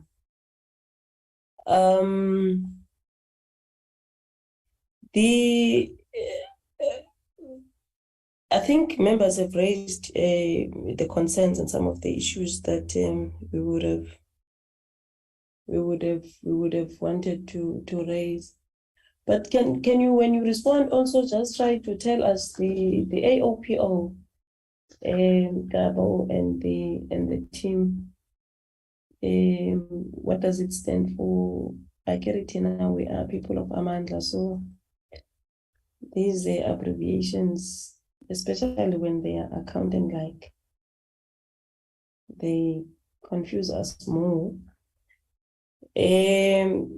The second issue that I want to raise, and I want you to reflect very honest with us, is the audit outcome of SACE, which is the entity of the department. I want you to tell us, in your own view, I know you did tell us that management is not providing a reliable reporting. And my issue is in your own view, do you think that SACE is taking your recommendations seriously, or rather, are they implementing them? And I'm raising this because I think since we became an oversight body from Parliament that deals with DBE, Omalusi is and has always got a clean audit. Probably it is because of they've been having a veteran CEO that runs the entity to an extent that they have been able to maintain their audit outcome.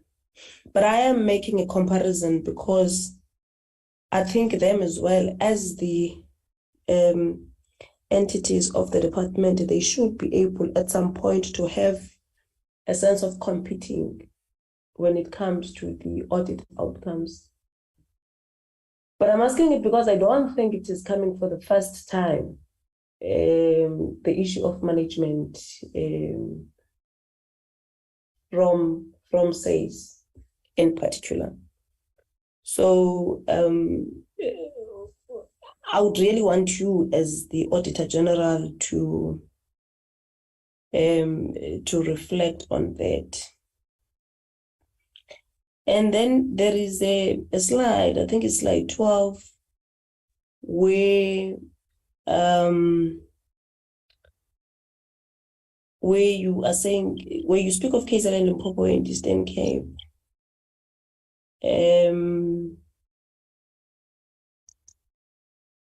My question is, what are your findings on these provinces? Why is there, or are rather perennial issues on the irregular expenditure on these three specific provinces, your KZN, Limpopo, and Eastern Cape? And there is a slide where you are saying that when you visited provinces, you visited KZN, and there have been 356 schools that were damaged, and repairs were not done. My question, therefore, is: are those schools that you visited, was it because of the flood disasters? And I'm raising this because I happened to serve as well in the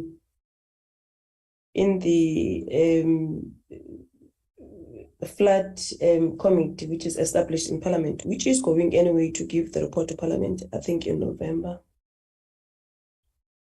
But what I see is the difference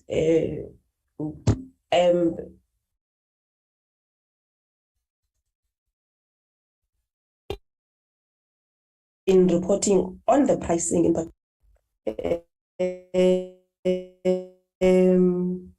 on page 29, the costing of the mobile classroom is 187, 130. And I think the report that is going to be tabled in Parliament, the same mobile classroom are costing between 68 to 75,000. And I know you are an oversight board just like ourselves, but those are the issues that we get to find, and they create confusion because they are a serious contradiction when you are at least able to sit in two committees that deal with the same issue, and the prices change, and they change so drastically. My last issue is, there is a slide where you are saying that there is a 15 billion irregular expenditure, but you are not telling us what is the name of the company that was awarded the contract. I think those are my observations, and I wouldn't want to sing a chorus that says other questions would have been better when we deal with the department, which we are going to get that opportunity to deal with the department. I have forgotten, or rather not saw the hand of Honorable Sukers, which I am going to give now over to raise her questions. And then after that, I'm going to hand over to you, Cabo, and the team to give us responses. Thank you very much. Thank you, Chair. Honorable Sukers. Thank you, Chair. Chair, I'm just here in the middle of the Karoo. I don't know if I'm very audible. We can hear you. 100%. Thank you, Chair. Let me also just say thank you to the department for the AG for their presentation. I don't have a lot of questions. I only have 3. The one is that I want to just ask if anyone is looking at the issue of grade inflation within the Department of Basic Education, with officials moving up in grades and the attendant increase in cost, and the organization as a result of that becoming top heavy. This is an issue that obviously I have picked up from another oversight, and I'm asking the question as it relates now to the sector. Then the second question, Chair, is about how performance is being reported, and I'm asking the AG. The reports are often input rather than output driven. For instance, rather than the impact of the investment, because South African taxpayer makes a significant amount of money, a significant investment rather, into our education. Are we assessing the performance of this department particularly with in regard to the impact of that investment in any business? When you put a certain amount of money in, there is an expectation from those who has invested in it that the impact or the performance of the company rather is based on the performance or the yield, the intended yield from what it is that you have invested in. So I'm just asking whether the impact is discussed with the department. For instance, I'll make an example. If you're doing comprehensive sexuality education and you link it to the impact of teen pregnancies, there's a significant amount of money that has gone into, into the curriculum and this program. And the impact of that, is that a discussion that is had with the department? Because I think Honorable Aduans has raised a very important question. She said, have we learned any lessons from COVID-19? And as a result of that, do things differently? So my question, and I'm speaking as somebody that comes obviously from a total different background, that is there a difference in, are we going into a difference of reporting where we can see what is the impact of programs? We can clearly see with the infrastructure, obviously, because it's physically in front of us. We can see that. And I'm just asking the AG if that is a discussion that is had with the department, apart from just looking at the controls and the management. Then I also have a question, if the AG can possibly assist me in understanding one of the comments that was made was the school not utilizing schools fully. Now, since the advent of our democracy, a significant amount of money has been spent on infrastructure, specifically in our rural areas. My question to you is there possibly an indication that we can get of how much has been spent in infrastructure, and that includes across all programs, that now is not fully utilized, because utilized in the sense that that infrastructure is now standing empty? Can we as a committee get such a number? Can the AG assist us with that? And then lastly, my question is around the 240 million that was reported in 2019. The DG made a promise to this committee then that monies will be recovered as far as is possible. Does the AG have an indication of what was recovered? The 240 that I'm referring to had to do with with ASIDI. So how much money was recovered as that in that year was reported in terms of expenditure that was irregular or wasteful, that particularly had to do with infrastructure build? Those are my questions, Chair. I hope it was very clear, because I'm standing next to the road. Thank you, Chair. No, it's fine. You were audible. Khabo?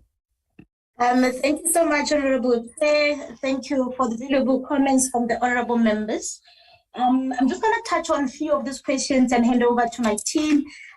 Both Joshua and Bill will just assist with some of the full detail. But there was a question, I think it came from Honorable Ditsie, with regard to the audit process, particularly saying what would have been the feel when the AGSA was embarking on the audit 21-22, whether there were instances where we agreed to disagree, and instances like that. And I must say, Honorable Ditsie, that in the main, within the basic education sector, we do get support, right? I think we come a long way, where we debated quite a lot, and we still do. And really, there wouldn't be instances where we put a finding on the table and they take it as it is. But I think the conversation have been a bit more progressive compared to where we come from. I mean, if I take DBE as a case in point, we come from an era where we would have finalized an audit really agreeing to disagree. But at this point in time, I think for the past 3 or 2 years, when we did put the findings, yes, there were a lot of debate, but we agreed that it is what it is. We afforded each other the opportunity that we needed to afford, and they're here to speak for themselves in terms of how they would have experienced the audit. But I think that when we reflected as the AGSA, the basic education would have been a sector that in the main, we do get support. It's not easy, but I think that in terms of the disputes, we're able to deal with them to a larger extent. Honorable Ditsie made a comment on the amendment of the PAA, I think back in 2020. And I think you're also making a comment around the work that still needs to happen to make sure that we tighten as a sector.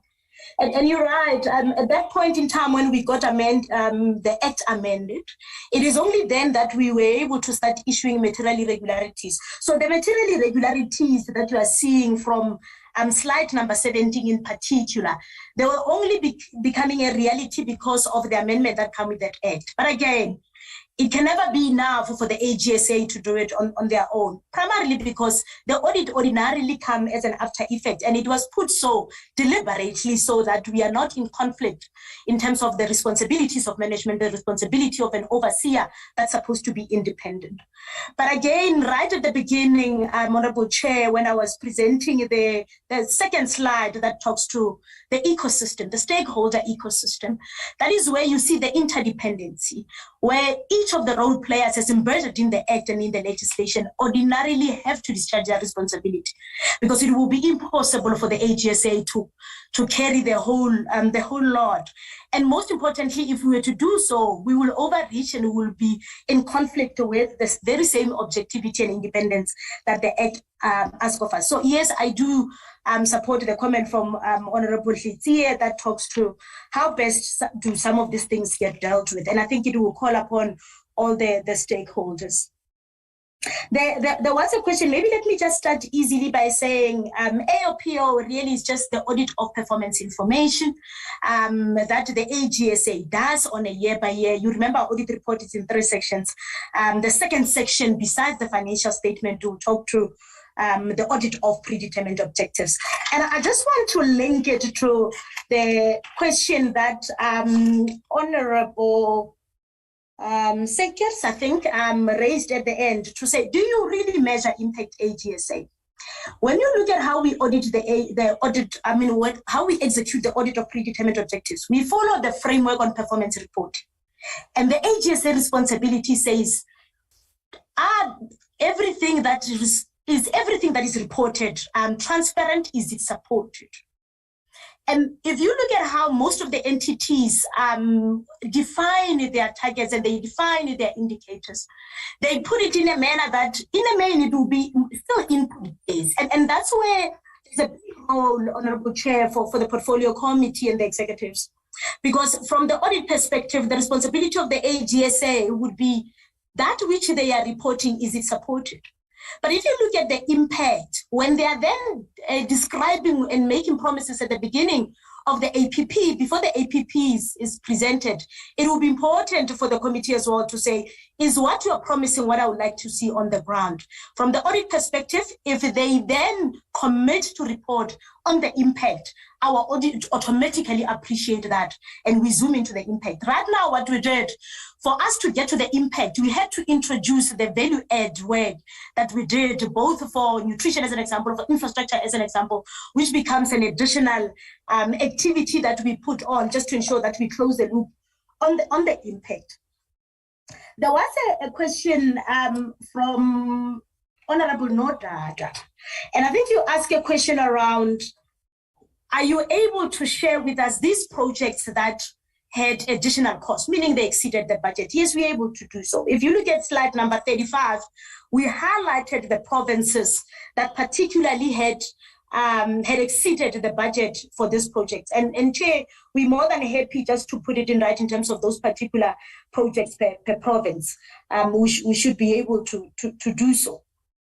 I just want to pause a bit and hand over to Joshua for some of the nitty-gritty around basic education in particular and the provinces, and also the examples where we said these indicators or these targets were not smart.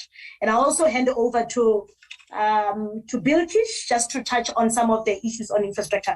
And I'll come back and close the work of the AGSA in terms of what have we learned from COVID and how do we intend on supporting government going forward. Joshua, go ahead. Thanks very much, BE, and thanks, Chair. I'll start off with a question that Honorable Nodada asked in terms of what are those indicators that were not useful. In terms of analysis, there were two provinces that had usefulness issues that were reported. It was KZN and Western Cape. For KZN, the indicator that was reported not to be well defined was pertaining to the school nutrition program, where there was an issue that the method of calculation or achieving the plan indicator was not clearly defined, and the calculation of the achievement by management in the annual plan significantly differed to what the approved technical indicator had indicated for that. So it was also on just the indicator not being defined. And then for the Western Cape, was also the issue on usefulness was the indicator not being well defined, and that was relating to the indicator of percentage of learners retained in the school system from grade 1 to 9. Here the issue that we had was the source information for measuring the plan indicator was not clearly defined, and the related systems were not adequate enough for consistent measuring of that particular indicator. I think the next question that I'll touch to was the question that was asked by the chair regarding to SACE. Why are they not improving in terms of performance reporting, and why do they keep, what's the issue?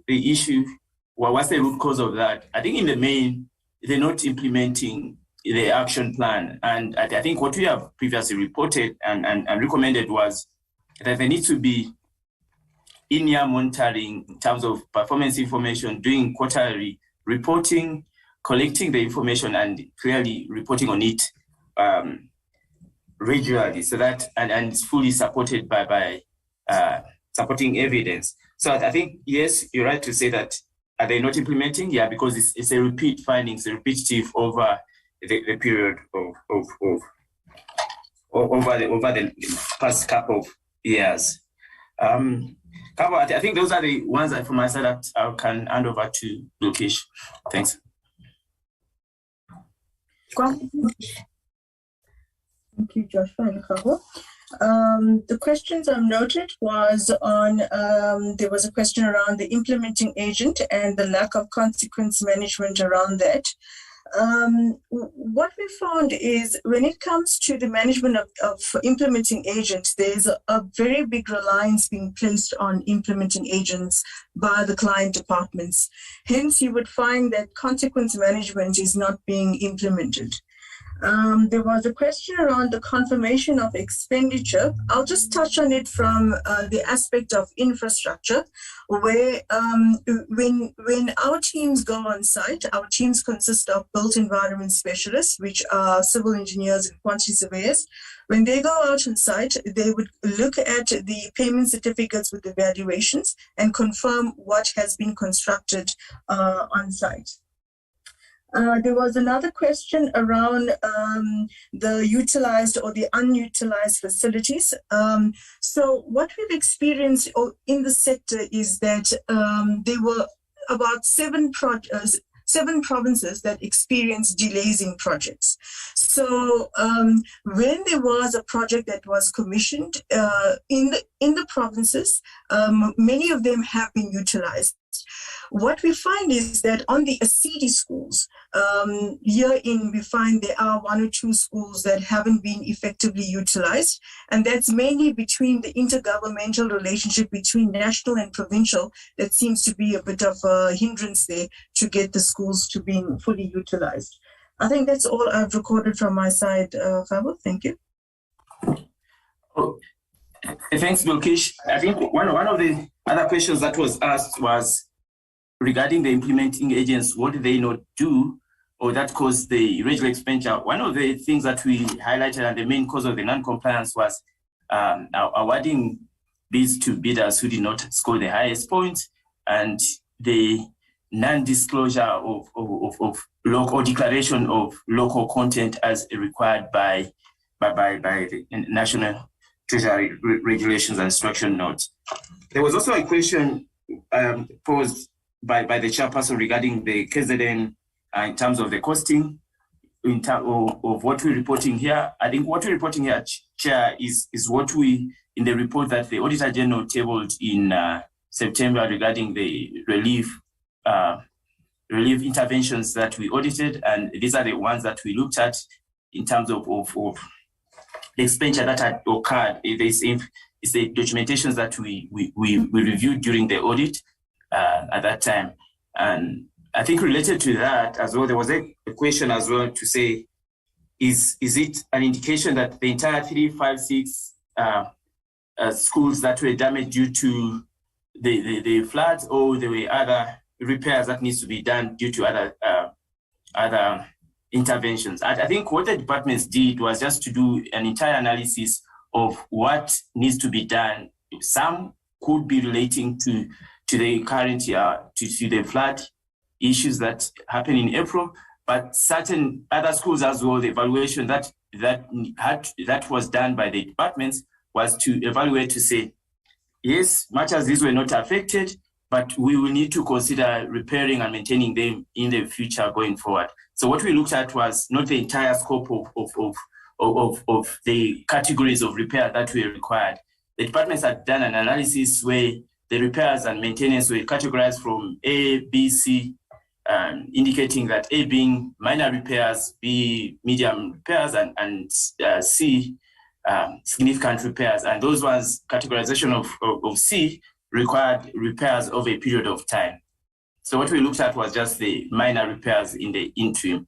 But as the spending continues, then we look at the intervention of the spending or repairs that happen when the departments start spending on those repairs. Thanks, Chair, and Kabo, back to you. Thank you very much. Chair, I just want to reflect on the question asked by Honorable Adjones in terms of what do the AG recommend, especially with regard to the employment initiatives come 2023. So one of the things that we acknowledge as the AGSA is that that particular intervention provided some sort of a relief to many families. That is a given, and it can be debated. But we're saying that as a sector, when you started to envisage this intervention, you had a framework in place, and that is a framework that we followed in audit. And part of that framework, you had a targeted group of people that you wanted to attend to, and in the main, it was the youth. So we are asking that as a sector, can we reflect and determine if our aspiration still incorporate targeting and attending to the youth? Then we need to say, how are we going to reach the youth in the second phase as opposed to what we would have done in the first phase. And we really need to reflect on what would have necessitated us deviating from the targeted youth to the elderly. But one of the things that is very clear there is that the usage of government data, because part of the things that we're picking up is that you are giving people employment that government is already providing some sort of a relief one way or the other, right? So if somebody else is receiving a grant and is sitting in government systems, how is education as a sector going to access that type of data? And that's where we talk to the interlinkage with other departments so that you're able to tap into the SASA data as an example. You're able to tap into UIF data as an example and determine who could be applying and really is not as needy as they could be, as much as whatever the grant that they may be getting may not be enough, but at least that's compared to somebody else that did not get. And that just means that as a sector, we need to just reflect on how are we gonna access the very same data that government owns in any case. So those are the key recommendations that we would like to put through. And we had engagements with the department, just in terms of the training as well, that acknowledging that in the first phase, it would have been difficult, it was short notice and people had to get on board as soon as we can. There is an opportunity for us to reflect on what are the gaps in trying to make sure that this initiative not only benefits money-wise, but it benefits skill-wise and therefore sustainable to make sure that people are more employable going into the future. So those will be some of these things that we are highlighting. I just want to reflect a bit on the question that was asked to say, AG, we saw the good work that we've done during COVID and we see you now reverting back to the historic work. And we have not necessarily reverted, but we are acknowledging that our teams will be a bit stretched. The work that we've done in the KZN in particular was again a special audit that we've done, similar to what we've done during the COVID. So we needed to pick the areas that are not necessarily, that were not anticipated at the beginning of the year, so that we see how best we support government. If you think of the ordinary run of the department of an entity, all real players are clearly mapped in the value chain, which would mean that if all of us just were to pull the things that we needed to do at government level, meaning the senior management, the officials in different sections, right up until accounting officer and the likes. Ordinarily, some of these things can be prevented even before the AGSA come in. Because you remember, Chair, that we still have to run the normal audit in line with the Public Audit Act and the PFMA, right? Which means that one pushes us to give an opinion. But at the same time, we are continuously analyzing the areas that can benefit government in trying to be there early. But what is sustainable for us would be the things that are not necessarily unexpected, which means that from the beginning of the year, as the entities, as departments, we plan for these things to happen. Can we just make sure that everybody do their part so that it does not necessarily take the AGSA when they come at the end of the cycle to highlight some of these things. But again, we are utilizing the room that government allowed or parliament allowed us to exercise in terms of the material irregularity. And I think I just want to tap on the recovery question that was put on the table in line with what the DBE would have recovered. To our records, we highlighted that DBE would have recovered around 16 million so far in terms of just the material irregularity processes. But we're not taking away the fact that they're still doing investigation, they're still doing reconciliation with some of the service providers. But in terms of the money that would have came back, the one that would have audited would have been that much. Chair, may I just pause here? The question you ask around the service providers, the name of the service providers which caused irregular expenditure, we're more than happy to put it in writing for the chair and the committee. May I just pause here for now, Chair, and just see if there's something critical that we may have missed. Thank you so much. Thank you very much, Team AGSA. I think you have responded to our questions, Gabo and the team.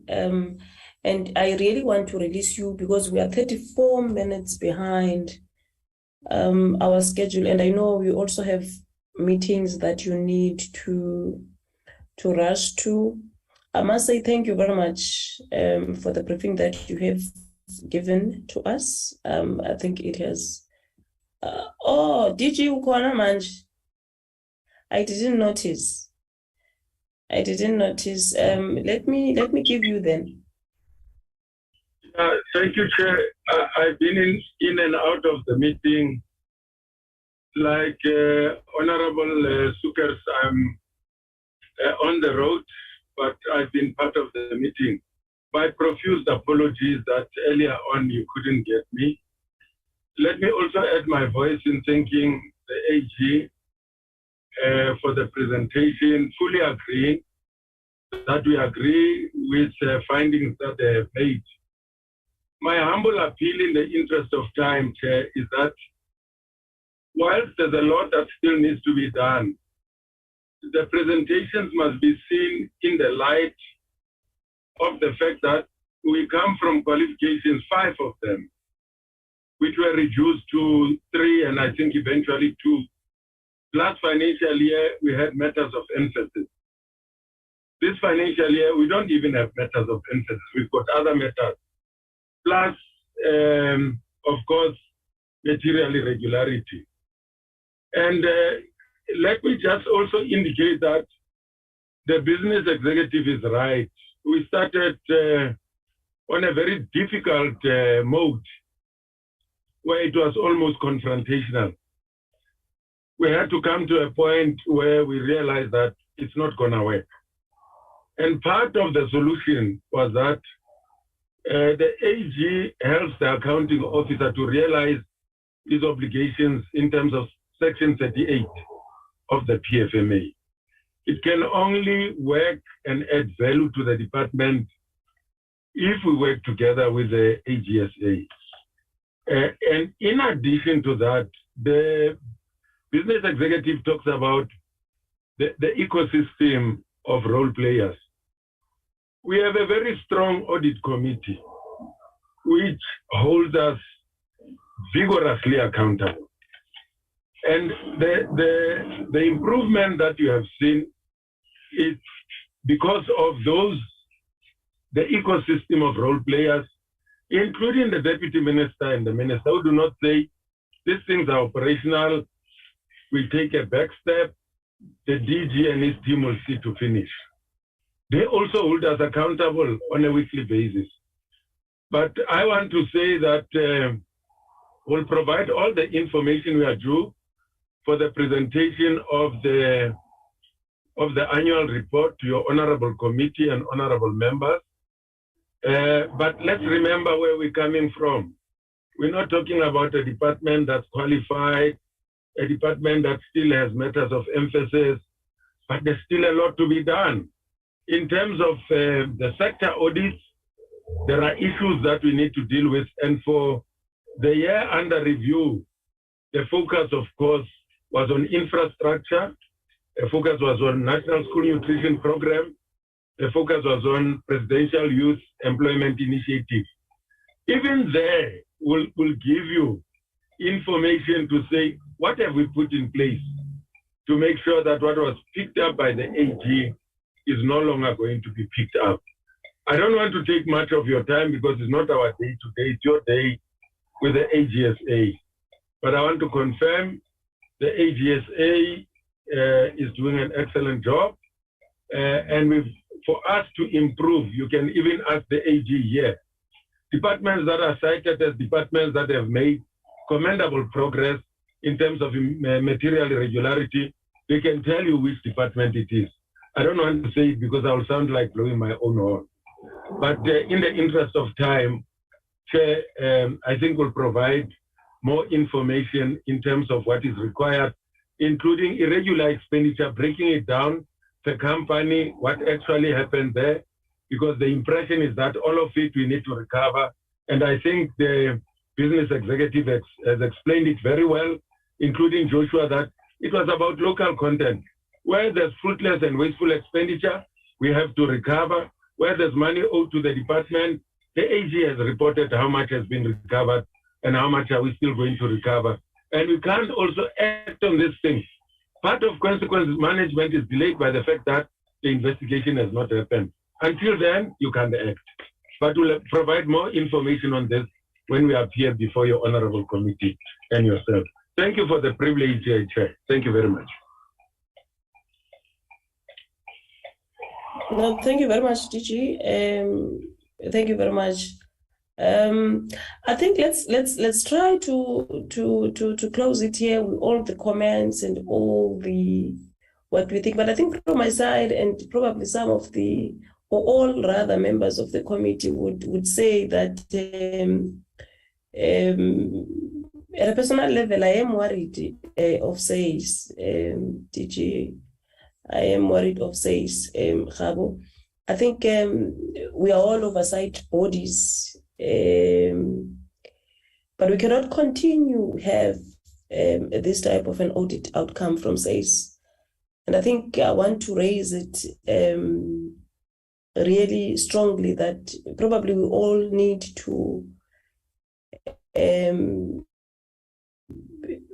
put our hands on deck, and there should be, DG, some sort of an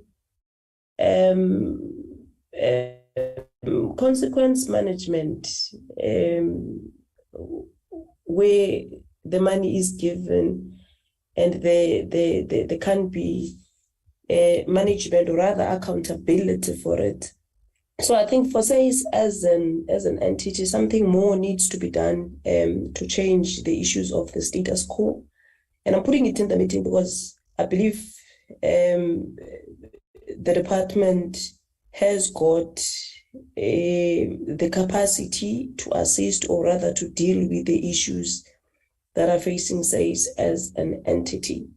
On that note, I am closing this meeting with of the AG.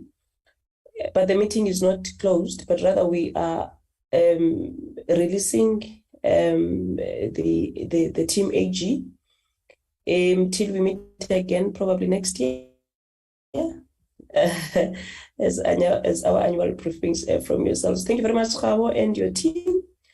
I'm now giving over to Honorable Adwans to lead us on FFC issues. Thank you very much. Thank you very much, Chairperson, and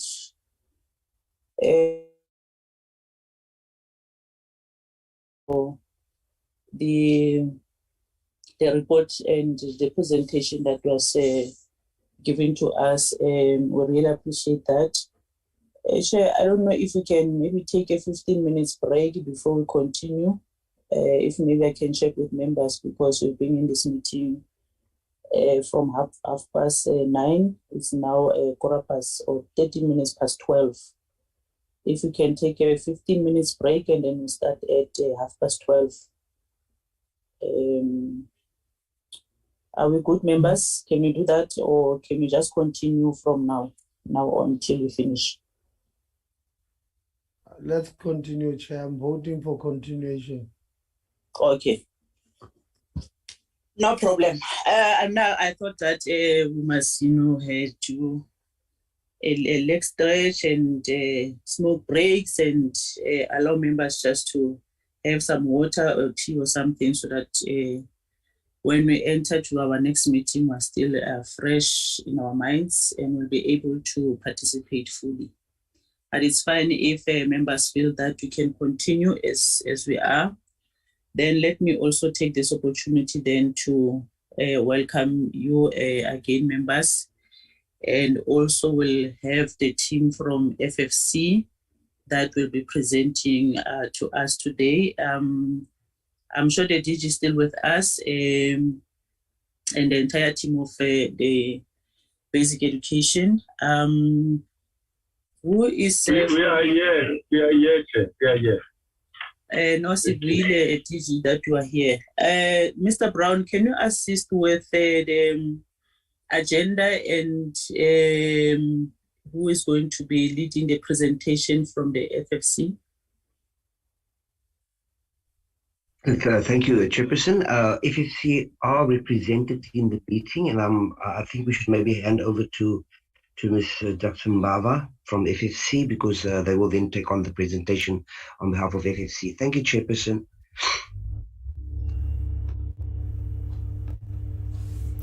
Okay. Thank you, Honorable Chairperson, and honorable members, good afternoon. I'm not sure if our presentation is flighted.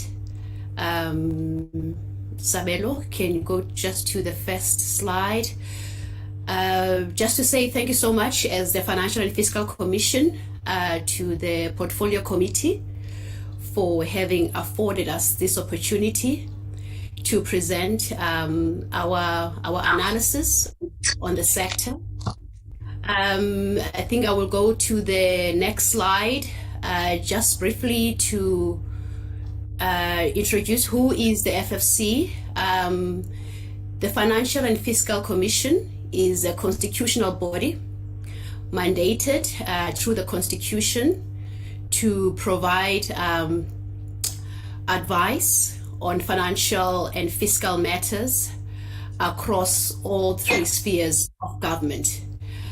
Through focused research and the use of highly sophisticated economic modeling tools, the Commission provides proactive, expert, and independent advice on promoting the intergovernmental fiscal relations system. Through evidence-based policy analysis, we aim to ensure the realization of constitutional values. Quite important to note, Honorable Chairperson and members, that all legislation that pertains to financial and fiscal matters can only be enacted after the recommendations of the Financial and Fiscal Commission have been considered. Can you go to the next slide, please? Thank you so much. Honorable members, as you will appreciate, South Africa allocates a significant portion of its consolidated spending to basic education. However, over the last few years, and more specifically since the onset of the COVID-19 pandemic, spending on basic education has been impacted by the need to reprioritize and cut spending across government.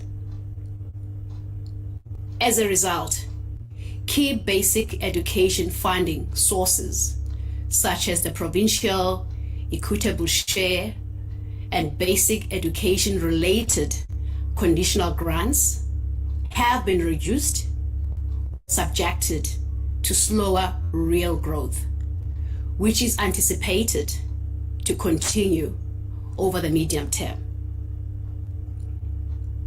Given that resources are scarce, the spending efficiency and effectiveness of education allocation are important, as well as the need to identify the essential elements of educational expenditure that need to be prioritized to ensure the right education. Dr. Nombeko, can you please Yes. mute your video, because now you are starting to break. Please mute your video. Oh, okay. Thank you so much, Chairperson. So in this regard, Chairperson, our presentation will touch on the analysis on infrastructure expenditure trends, non-infrastructure conditional grants, equity in education, and we'll also end with strong recommendations on how government can implement our recommendations. Next slide, please. On the next slide, Chair, I'd like to hand over to the team to take us through analysis. Over to you, Siana or Shafika or Sabelo. Yes, good day. Or let me share my video first. Okay, good day, honorable members and our chairperson, members of the committee. I'm Sabelo to draw the first part of the presentation and then allow other colleagues to continue. Yes, as our chairperson has indicated, the issues that we covered here and are in line with the letter, the invitation letter that we received from the committee around the issues that we'll present. The first issue that we'll present on is infrastructure grants and how are they performing. So what we've done, according to invitation, we received an invitation to reflect on the performance of ASIDI, or of School Infrastructure Backlog Grant. And then what we did over and above this, we also touched on the other key infrastructure grant, which is Education Infrastructure Grant, that is EIG. Then in terms of ASIDI, Accelerated Schools Infrastructure Grant Initiative, which is a project that was established in 2011, the key tool or funding tool for this program is called Infrastructure Backlog Grant. And then why was it established? It was established during that year to eradicate an unsafe physical school infrastructure that we had around the country, and also to eliminate some school backlog. Remember, infrastructure backlog. Remember that during that time we had some mud schools that were built before and by school governing body and by communities, and those were deemed to be inappropriate. Then one of the aim was just to eliminate such inadequate infrastructure to ensure that they do comply to norms and standards. And lastly was to upgrade those schools to meet those prescribed norms and standards for school infrastructure. And then what we've seen, or when the ASIDI or School Infrastructure Grant was established, it was established as a temporary intervention or measure to address those issues around the school infrastructure backlog. But what we've seen is that this backlog, this infrastructure grant, continued until this year, as we still have it. But it was scheduled to end around 2017, 2018.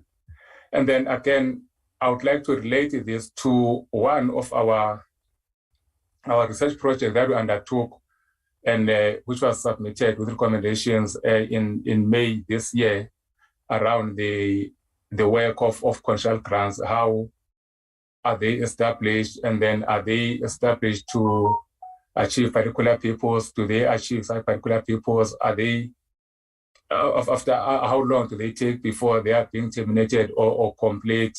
Because some we found that while they were established as a temporary interventions, but they continue beyond the time that was set to, because at that time, what they were intended to was not achieved. Then we have a full chapter which speaks to that, and members can also read through our submission that was done May this year, which elaborates more on these issues.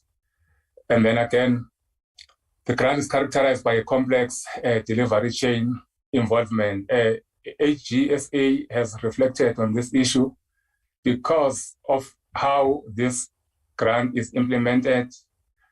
There's a lot of agencies that are involved, and then there are a lot of complicated value chain challenges. Hence, with agencies here like DPSA, Imvula Trust, IITT, there's a number of them. Then these delivery chains, complex delivery chains, have affected to a certain extent the performance of the grant.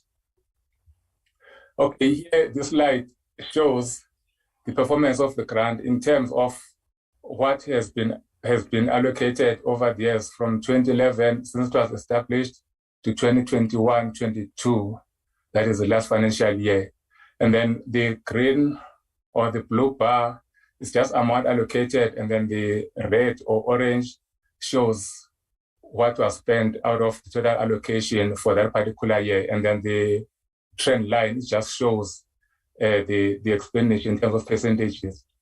What we note here is that when it was established, the performance was very, very bad, because in terms of spending, what the amount that was allocated, the percentage that was spent remained very low in earlier years. And then this is not a surprise, given that in earlier years of introduction of the grant, then we've realized that these grants, they do perform badly because they are trying, departments are still trying to plan about how to implement them. But as you can see in 2014-15, there was an improvement because there we got about close to 100% of what was allocated was spent. It was 94%. But we also see a decline after that. And then now that is a question because after the grant has been to the system and departments are aware, they do plan around it capacity-wise, etc., then they should maintain the higher expenditure. But we see this grant, what happened, there was a decline after that. Probably it's because of those supply chain management issues around the implementing agencies. As you can see in 2016-19, the percentage that was spent was only 60% of what was allocated, which was bad. And again, later year, around 21-22, we see an improvement because expenditure, you can see, is back to 100%. The other key infrastructure grant that we touched on is just the education infrastructure grant, which is aimed to address issues around upgrading rehabilitation of new and existing infrastructure in education and to restore the dignity of learners and address damaged infrastructure, education infrastructure, and to meet minimum norms and standards for school infrastructure. Then the key to note here is that this grant is a Schedule 4 conditional grant to provinces. Therefore, what does it mean? It means provinces are also required or expected to make contributions from their PS to fund this infrastructure grant. Now, the biggest question here is how, and then this again you will see in our chapter for which on the submission that I've spoken about, that was submitted earlier in May. The key issue or challenge here is that we all know that provinces do not have enough revenue sources. And then now this grant requires provinces to allocate some funds from their PS, which is when we know that is constrained because much of that, a large percentage of that is spent on personnel around education and on health. Then they are left with a little to spend or to put more on what has been allocated from this grant. So those are challenges that we did raise to say some of the designs of these grants are questionable because knowing that provinces will be unable to do that, but this grant is expecting provinces to do that. And over the past few years, what we've seen is that allocation to this grant has been reduced as Chairperson Dr. Mbava has indicated due to fiscal consolidation efforts. And then this slide, it shows the nominal growth with respect to this grant. And you can see how uneven it is. It grew by 2.7% and then to 17% and drop again. It grew at 9.9% and again 27%. So it is uneven, the growth here. But with respect to the spending of this grant, unlike the ASIDI one, that is called Infrastructure Backlog Grant, we've seen that this grant has been spending quite good because expenditure was close to 100% and 90-something%. It didn't go down to 60% like we have seen to the other grant. Chairperson, allow me to hand over to Sasha to continue with part 2 of the presentation. Thanks. Thank you, Sabelo, and good morning, Chairperson, members of the committee and other colleagues. If we can move to the next slide, please, Sabelo. Chair, the next few slides focus on the expenditure trends characterizing the non-infrastructure conditional grants. So Sabelo looked at the key infrastructure funding instruments being ASIDI and the EIG. So we'll just give you a snapshot of the performance of the non-infrastructure grants. And what the slide there shows are those 4 non-infrastructure conditional grants, namely your National School Nutrition Program grant, the Math, Science and Technology conditional grant, the HIV and AIDS Life Skills Education Grant, and the Conditional Grant for Learners with Profound Intellectual Disabilities. And in terms of our analysis, the period we reviewed is from 2015-16 up until 21-22. And on aggregate, 9.4 billion is allocated in respect of non-infrastructure conditional grants in 2021-22.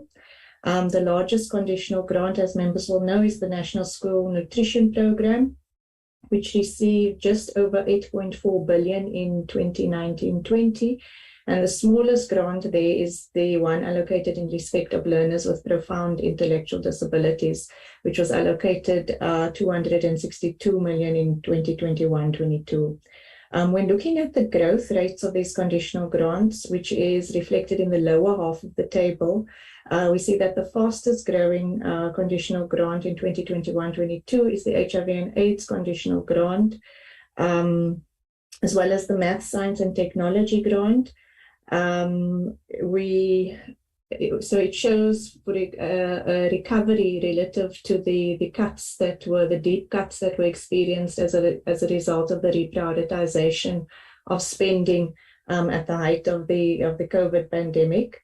The grant that showed the slowest growth in allocations was the Learners with Profound Intellectual Disabilities grant, which grew by 2.6% as of 2021. We also focus on the spending performance of the 4 non-infrastructure conditional grants. And by spending performance, we are referring to the extent to which the allocated amounts were spent. And on the whole, spending has been aligned to allocations, though we note that the conditional grant for learners with profound intellectual disabilities and the Math, Science and Technology grants show relatively slower spending performance of 88.5% and 89% of the budgets being spent. And while we underscore the need to root out the drivers of underspending, we also need to view the performance of these grants against the events of the past 2 years. Sorry, so if you look at the orange colored bars, those reflect spending performance for 2020-21. And we see spending was low across all conditional grants as a result of the COVID-19 pandemic and its associated impacts. So relative to the poor spending in 2020-21, spending performance across all the grants have improved notably, which is a welcome development. But what we need to focus on is dealing with those perennial drivers that still give rise to underspending. Which according to the DBE's annual report includes delays by service providers to deliver on time, delays in filling vacant posts, and delays, particularly delays in supply chain management processes. So these are challenges that were probably all exacerbated by the impact of the pandemic, but we need to acknowledge that they were there even before the pandemic. And so there is a need to continue strengthening internal controls and tighter monitoring to improve spending performance of these grants. We also noted when looking at the provinces that drive underspending on these conditional grants, so it's not shown on the slide, but when we look at the province level spending performance, there's, with respect to the poor spending, when we looked at the Learners with Profound Intellectual Disabilities grant, we see that the Eastern Cape and the Free State tend to show lower spending rates in 2021 and 2019, and even the years prior to that.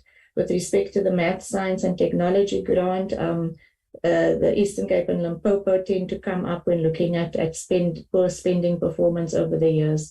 So it may be worthwhile for the national DBE to see what type of technical and other assistance or support they can provide to these provinces who seem to be encountering challenges year on year with spending their conditional grant amounts. Because, you know, we need to remember that monitoring and supporting provincial departments is one of the key functions of a national department in the case of a concurrent function such as basic education. If I can hand over to my colleague Shafika to take us through the last part of the presentation, please. Thank you.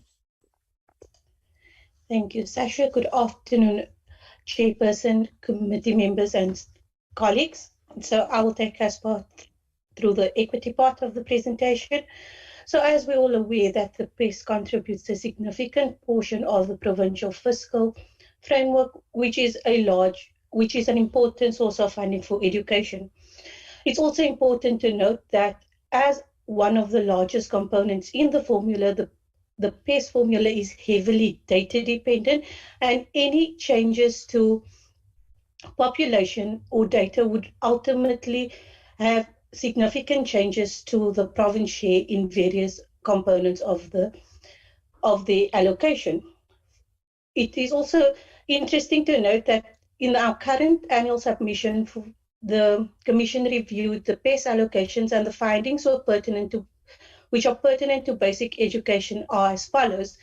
It was noted that the PES allocation is significantly skewed towards compensation of employees, which was one of the key drivers, being that the PES allocation did not take into consideration the wage bargaining processes in determining allocations to provinces. The other major factor contributing to the high personal costs in provinces that were identified during the stakeholder engagements was the teacher skills gap. As a result of the rising pressures of provinces to compensate employees, the study showed that in order to deal with these pressures, allocations to cost to goods and services were compromised or cut, which ultimately leads to the quality of education as learner materials are affected thus. Next slide, please. So when looking at education equity, it's two-dimensional. We're looking at equal treatment, fairness and social justice, and then equal opportunity. It is noted that the current CAPS curriculum sets a basic minimum standard of education. South Africa has achieved equality through the no-fee school and open school choice policies. However, attaining equity remains a challenge because current policies and funding does not address the barriers to education potential. Equity in schools. So we know that the South African Schools Act requires government to fund schools adequately and equitably, and the national norms and standards for school funding intends to reduce disparities. However, poor schools continue to experience structural systemic challenges. Some provinces are finding it difficult to support under-resourced schools. The next two slides will provide more detail on the national norms and standards and will show how provinces are struggling to fund in line with the minimum level of funding set by the national department. So through the South African National Norms and Standards for School Funding is pivotal to the Department of Basic Education's plan to bring about more equitable approach to school funding. As members would know that the National Norms and Standards is based on a quintile approach to funding, whereby quintile 1 includes the neediest schools and quintile 5 is the most affluent. According to the National Norms and Standards, learners in quintile 1 to 3 schools are not required to pay fees. Each year, the department sets these targets per learner amount for each quintile. Provincial departments are thus expected to fund the learners in accordance to these thresholds. Next slide, please.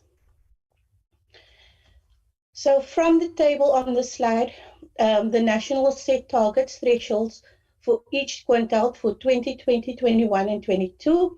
This is shown in the last row below, which indicates that 1,536 is the allocation per learner for quintile 1 to 3. Quintile 4 receives 770 Rand per learner, and quintile 5 is set at 266.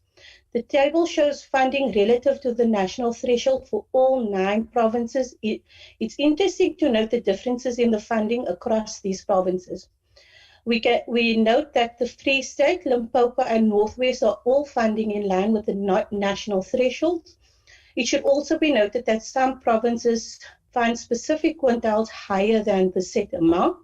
Examples of this is Gauteng province, which funds quintile 5 more than the threshold, and the Western Cape is funding both quintile 4 and 5 higher than the national threshold. The inverse is also true for Northern Cape, where they're funding quintile 1 to 3 below the national threshold. But from the table, it's clear that the province is providing quintile 4 and 5 more than the set amount. From the table, it is can also be seen that KZN and Mpumalanga has been funding all quintiles below the national threshold for the review. However, this is a trend in KZN since 2014. The trend in the Eastern Cape shows that in 2021, the province is funding below the threshold for all quintiles. Next slide, please. So with our conclusion from the presentation above shows that infrastructure grants are key to ensuring schools have adequate infrastructure for learning to take place. However, there has been inconsistent growth on both infrastructure and non-infrastructure grants. Year-on-year analysis shows that the school infrastructure backlog grant funding is declining, and as well as HIV and AIDS. We note that there has been improvement in the performance of both infrastructure and non-infrastructure grants, with the school infrastructure backlog grant reaching 100% spending in the 21-22 financial year. However, there is still room for improvement on non-infrastructure grants in areas such as supply chain management processes and procurement plans. From the analysis, it is also evident that some provinces has been consistently funding schools below the national threshold, thus negatively impacting education outcomes. The Commission is therefore recommending that a minimum of all provinces should at least strive to meet the minimum threshold set nationally. Here, we would also like to emphasize the recommendations from the 2023-24 submission,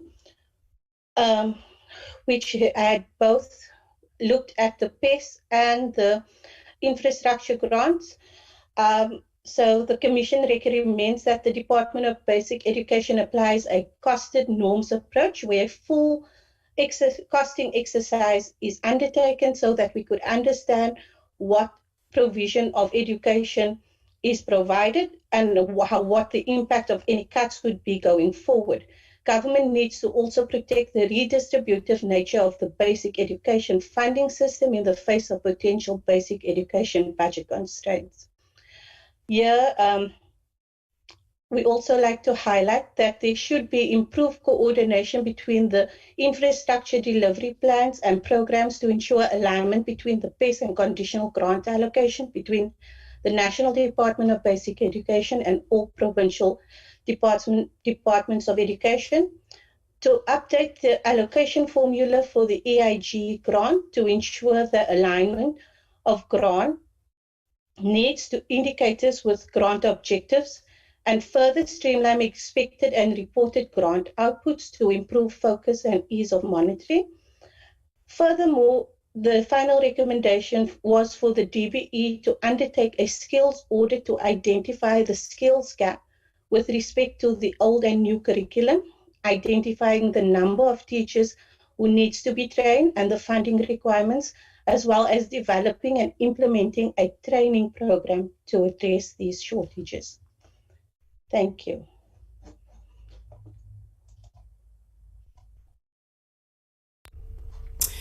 Thank you so much. Over to you, Chairperson of the committee. That concludes our presentation. Well, thank you very much, Dr. Mbava and the team. Members, that is the presentation. It was not that long. only 21 slides. Can I then hand over to members to pose questions, comments, advice by the show of hands? Let me know to members.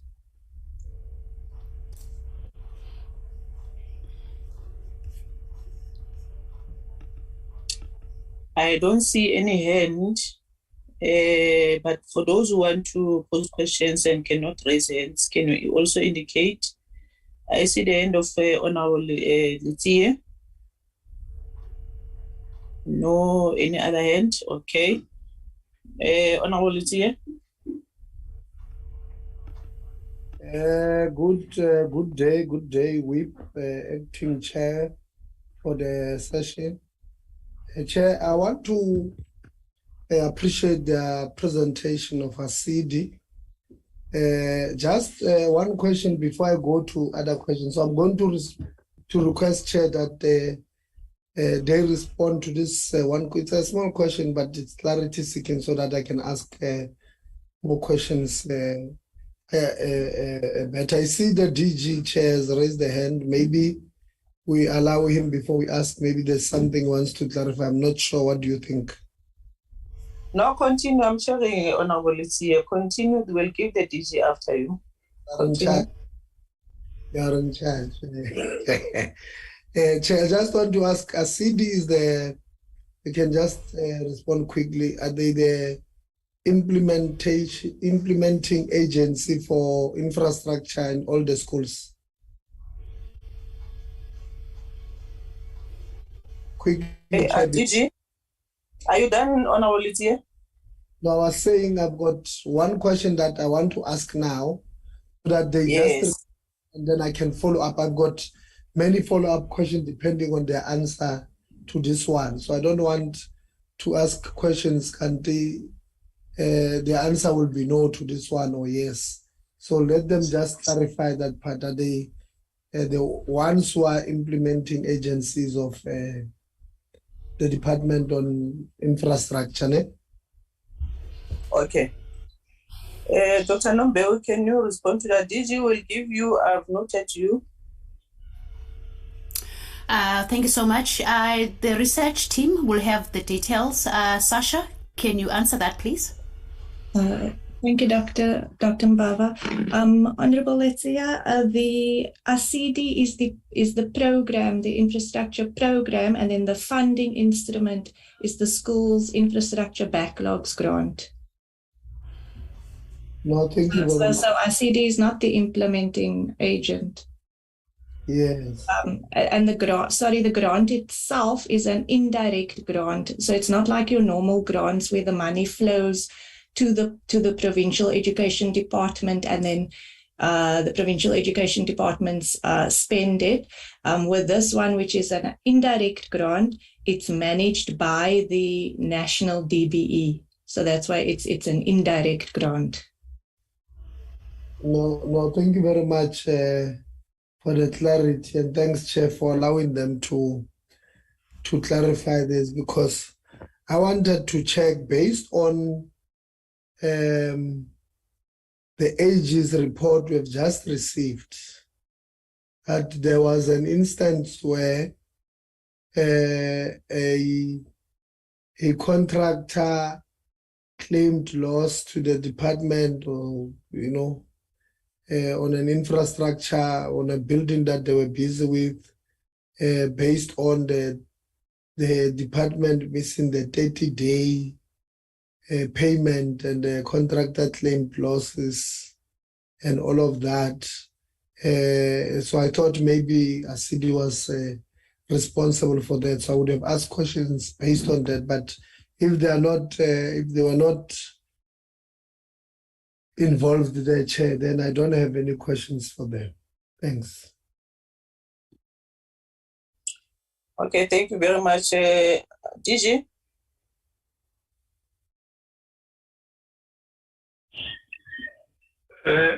Thank you very much. I want to commend the chair of the FFC and the team for such a good report. Just a tongue-in-cheek, Chair, I'm quite thrilled that this time around is the first time in my entire career that I hear the research team coming quite strong, arguing for more financial resources for provinces. Maybe one might have to reconsider and go back to the province, because it's quite heartwarming, and it's the first time that I hear, the FFC coming so strong, arguing, that provinces are not funded as they should. And I'm sure provinces will be extremely thrilled to hear this story from the FFC. The second point is that I do not agree with a member of the research team that the reason why provinces do not allocate funds for infrastructure is because they are squeezed. There are two provinces that attempted, Western Cape and Gauteng. The other provinces never attempted to do that. And I'm saying this out of experience as well. You have also seen what used to be infrastructure allocation from the equitable share moving to other line departments other than being kept. If the argument made by the colleague from the research team is anything to go by, that money doesn't remain within education. It goes to other departments for capital investment, for infrastructure rollout. So the notion of saying it goes to other, cost drivers that seem to indicate pressure, I don't seem to be convinced about that. I don't think it's correct. In fact, provincial executive councils take decisions to reallocate money which used to be allocated for education infrastructure. They take it to transport and roads. You can go and check the records in provinces like the Eastern Cape and others, including the province where I come from, the Northwest, instead of keeping it within education.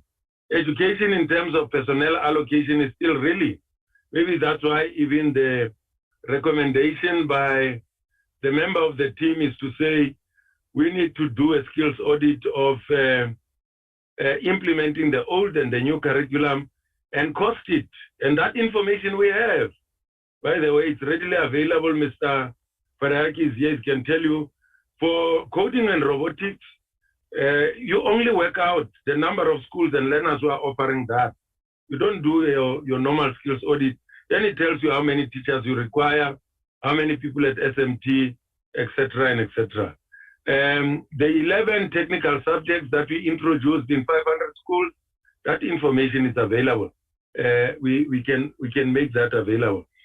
I thought the portfolio committee will also ask this question that I raised in the last appearance of the FFC, to say what progress has been made to address poverty in terms of using, I think it was between 3 and 5% of the poverty index, in terms of allocating equitable share, particularly for provinces such as Eastern Cape, Limpopo, and KZN, as opposed to provinces like Western Cape and Gauteng.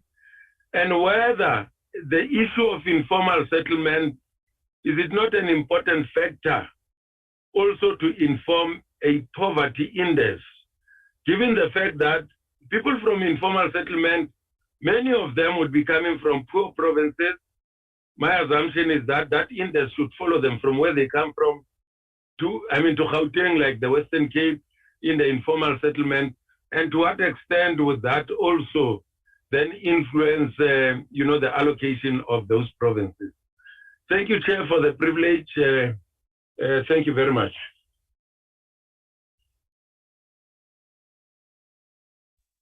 Thank you very much, Honorable Litsie and DG.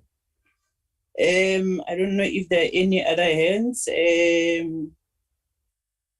members that would want to speak before we give over to the FFC to respond to some of the questions.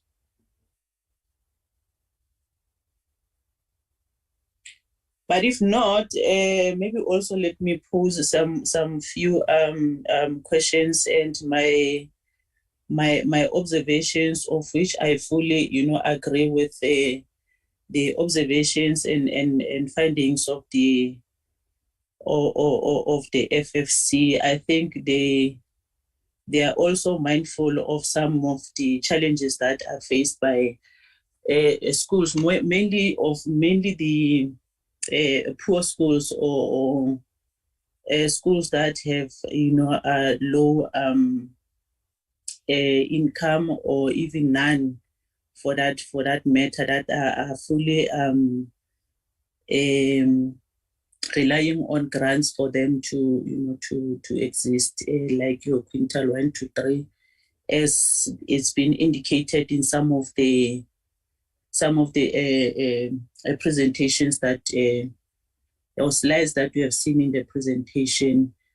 But earlier on, I think there was a question raised by Honorable Mowasetla that was misplaced during the presentation by AGSA,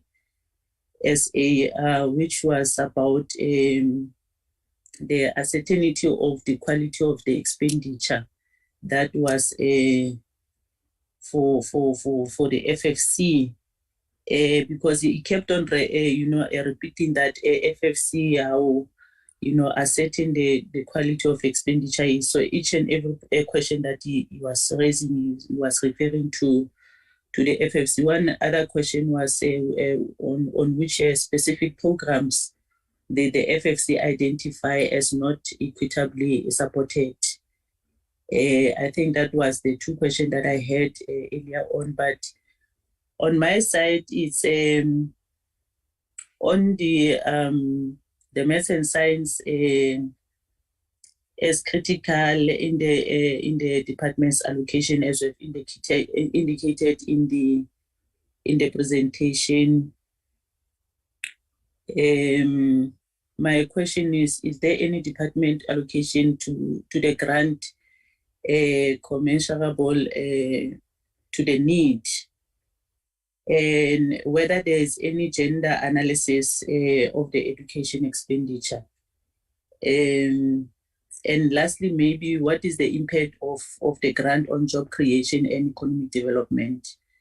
Those will be my questions. Thank you very much. Can I hand over to you, Dr. Mbava? Thank you so much, Chairperson, for those questions. I note I have the head of research on the platform, Chen. I don't know if you have any comments. And then I would like the respective experts in the specific sectors to answer some of the questions. Just to also touch on the question you asked about the gender issue, Chairperson. Recently, we've had where we go through the provinces looking at the Women's Charter, and the analysis on that as well was on the spending on key sectors in the provinces. We looked at education and we looked at health. In some of the provinces, we found that within the education sector itself, there were still gender imbalances in terms of the spending. But we have detailed analysis per province on gender as pertaining to the spending on education. We can also share that with the committee as relevant. But in this instance, I want to find out if Chen is available to just have a few comments. I'm not sure if Commissioner Mokadi is still on the platform. If not, Chen, you can go ahead. Thank you, Chair, and greetings, afternoon, Honourable Chair and members, and of course also thanks to the AG and the proceedings that occurred today. It was very informative with the colleagues from the AG.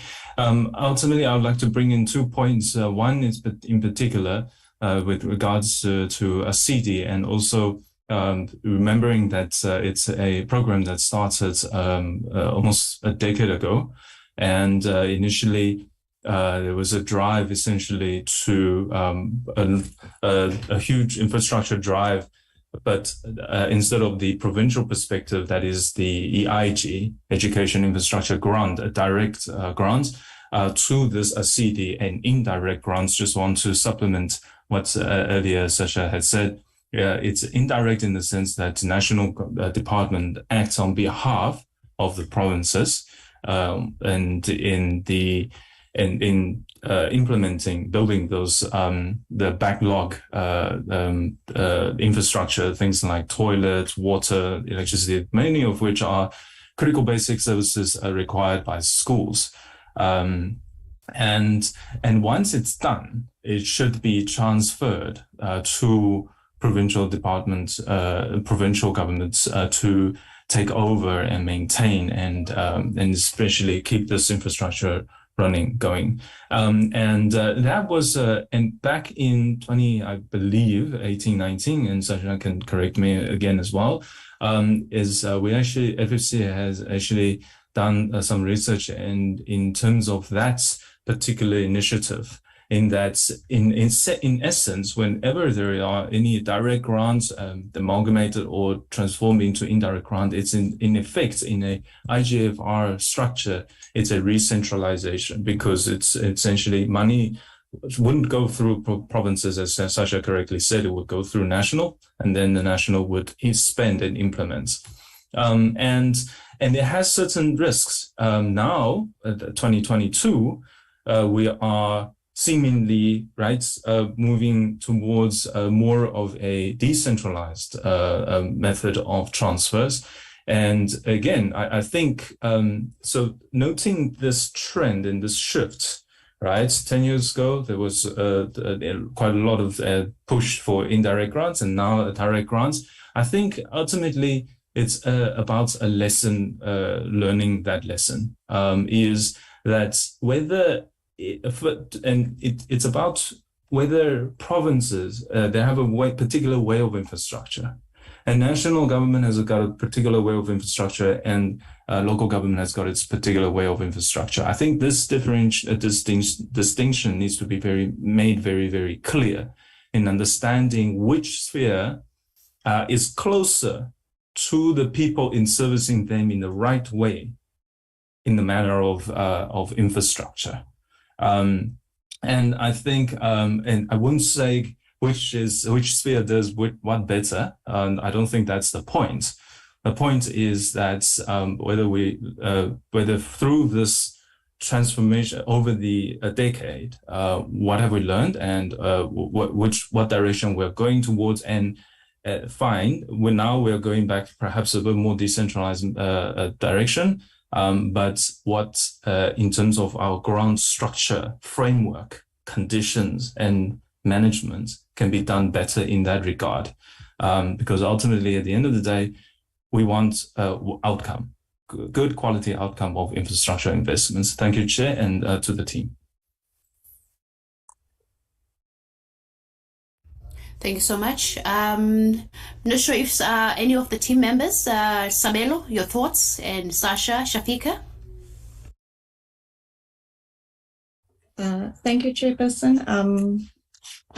I think just to come in on the question about the quality of spending, I think a starting point is to think about in terms of our spending guidelines. Prudent financial management practice would tell you that it's acceptable to have under or overspending on either side, whether it's over or under, and keep within a 5% range. So if you're underspending, don't go beyond underspending more than 5% of your budget. But when we look at the DBE's spending performance, and yeah, I can speak on the non-infrastructure conditional grants. If you look just purely at spending performance, how the allocated amounts were spent, the DBE seems to be performing, but obviously what is key is what we are buying with the spending. Is it in line with the objectives and the quality that we want? And there, I think the critical issues would be to consider what the AG raised in terms of performance. And as we had said in our slides, there we need to still strengthen our internal controls and our oversight just to keep our spending in line with, our anticipated outcomes. In terms of programs that should receive greater support, it's those programs that are acutely pro-poor in nature. So, for example, your per-learner allocations, which strive to, or where the aim is to allocate relatively more funding to your poorer learners, your quintile 1 to 3 learners.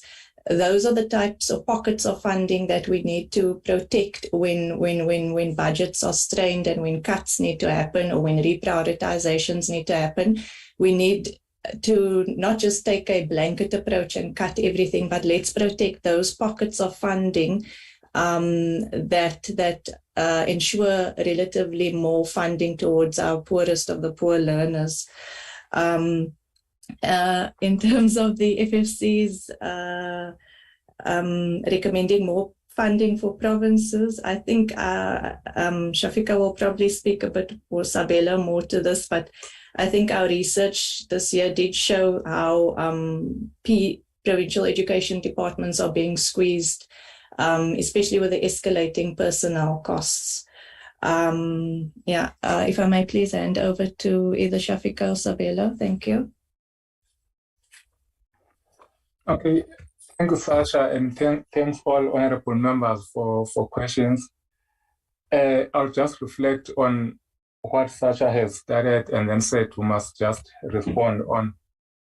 Yes, from our PS analysis research project that we undertook, we realized, or one of the findings was an increasing personnel cost with respect to, particularly on, if we look at provinces, as they are mainly responsible for education and health.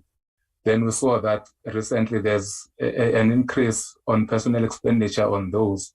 And then in trying to do a bit of research on what are some of the drivers for that personnel increase in personnel costs, and then it was this central bargaining. But with respect to education, one issue that came clear when we were engaging with some of the province stakeholders around which led us to recommend that there must be a skills gap audit. DG, when we're referring to that skills gap audit, we're referring to the fact that what we found was that some provinces, because they have teachers that were trained using older curriculum, then if there are some developments to implement new curriculum, and then some of those teachers are unable, and then new teachers will be employed, increasing the numbers of teachers while the older teachers are there because they are unable to deliver on that new curriculum. And then that also increases costs of personnel costs. That's what we picked up from those engagements. And if I may also respond to one question on the impact of grants expenditure on development, the only thing I think that we can see, and we can definitely see, yes, there's positive development, is just when we look at the backlog that is going down, or school infrastructure delivered over these years, and we could see those infrastructure grants have resulted in, or there's been some economic development because, or there's been development, in fact, because we would see the physical mud schools replaced maybe by a brick school, which is according to the norms and standards that are required. But further than that, I think Sasha was right by referring to the AG's report to say we can only see numbers as we're sitting here and going through annual reports. But the AG has done a great job by visiting some of those sites and see the quality, because we might say 100 schools have been delivered. Maybe out of that 100, 80 schools are just shoddy, or they are not up to standard. Let me hand over to Shafika if she needs to add anything. Thanks. Thank you, Sabelo. I've been covered by both Sasha and Sabelo in regards to the PES allocation and the findings in the annual submission. Thank you. Thank you so much to the research team. Honorable Chairperson, I think as a Commission, we would just want to reiterate our previous recommendation that a proper costing of the delivery of education services should be undertaken to address the cost drivers of education across the provinces to make sure that there's adequacy of basic education spending.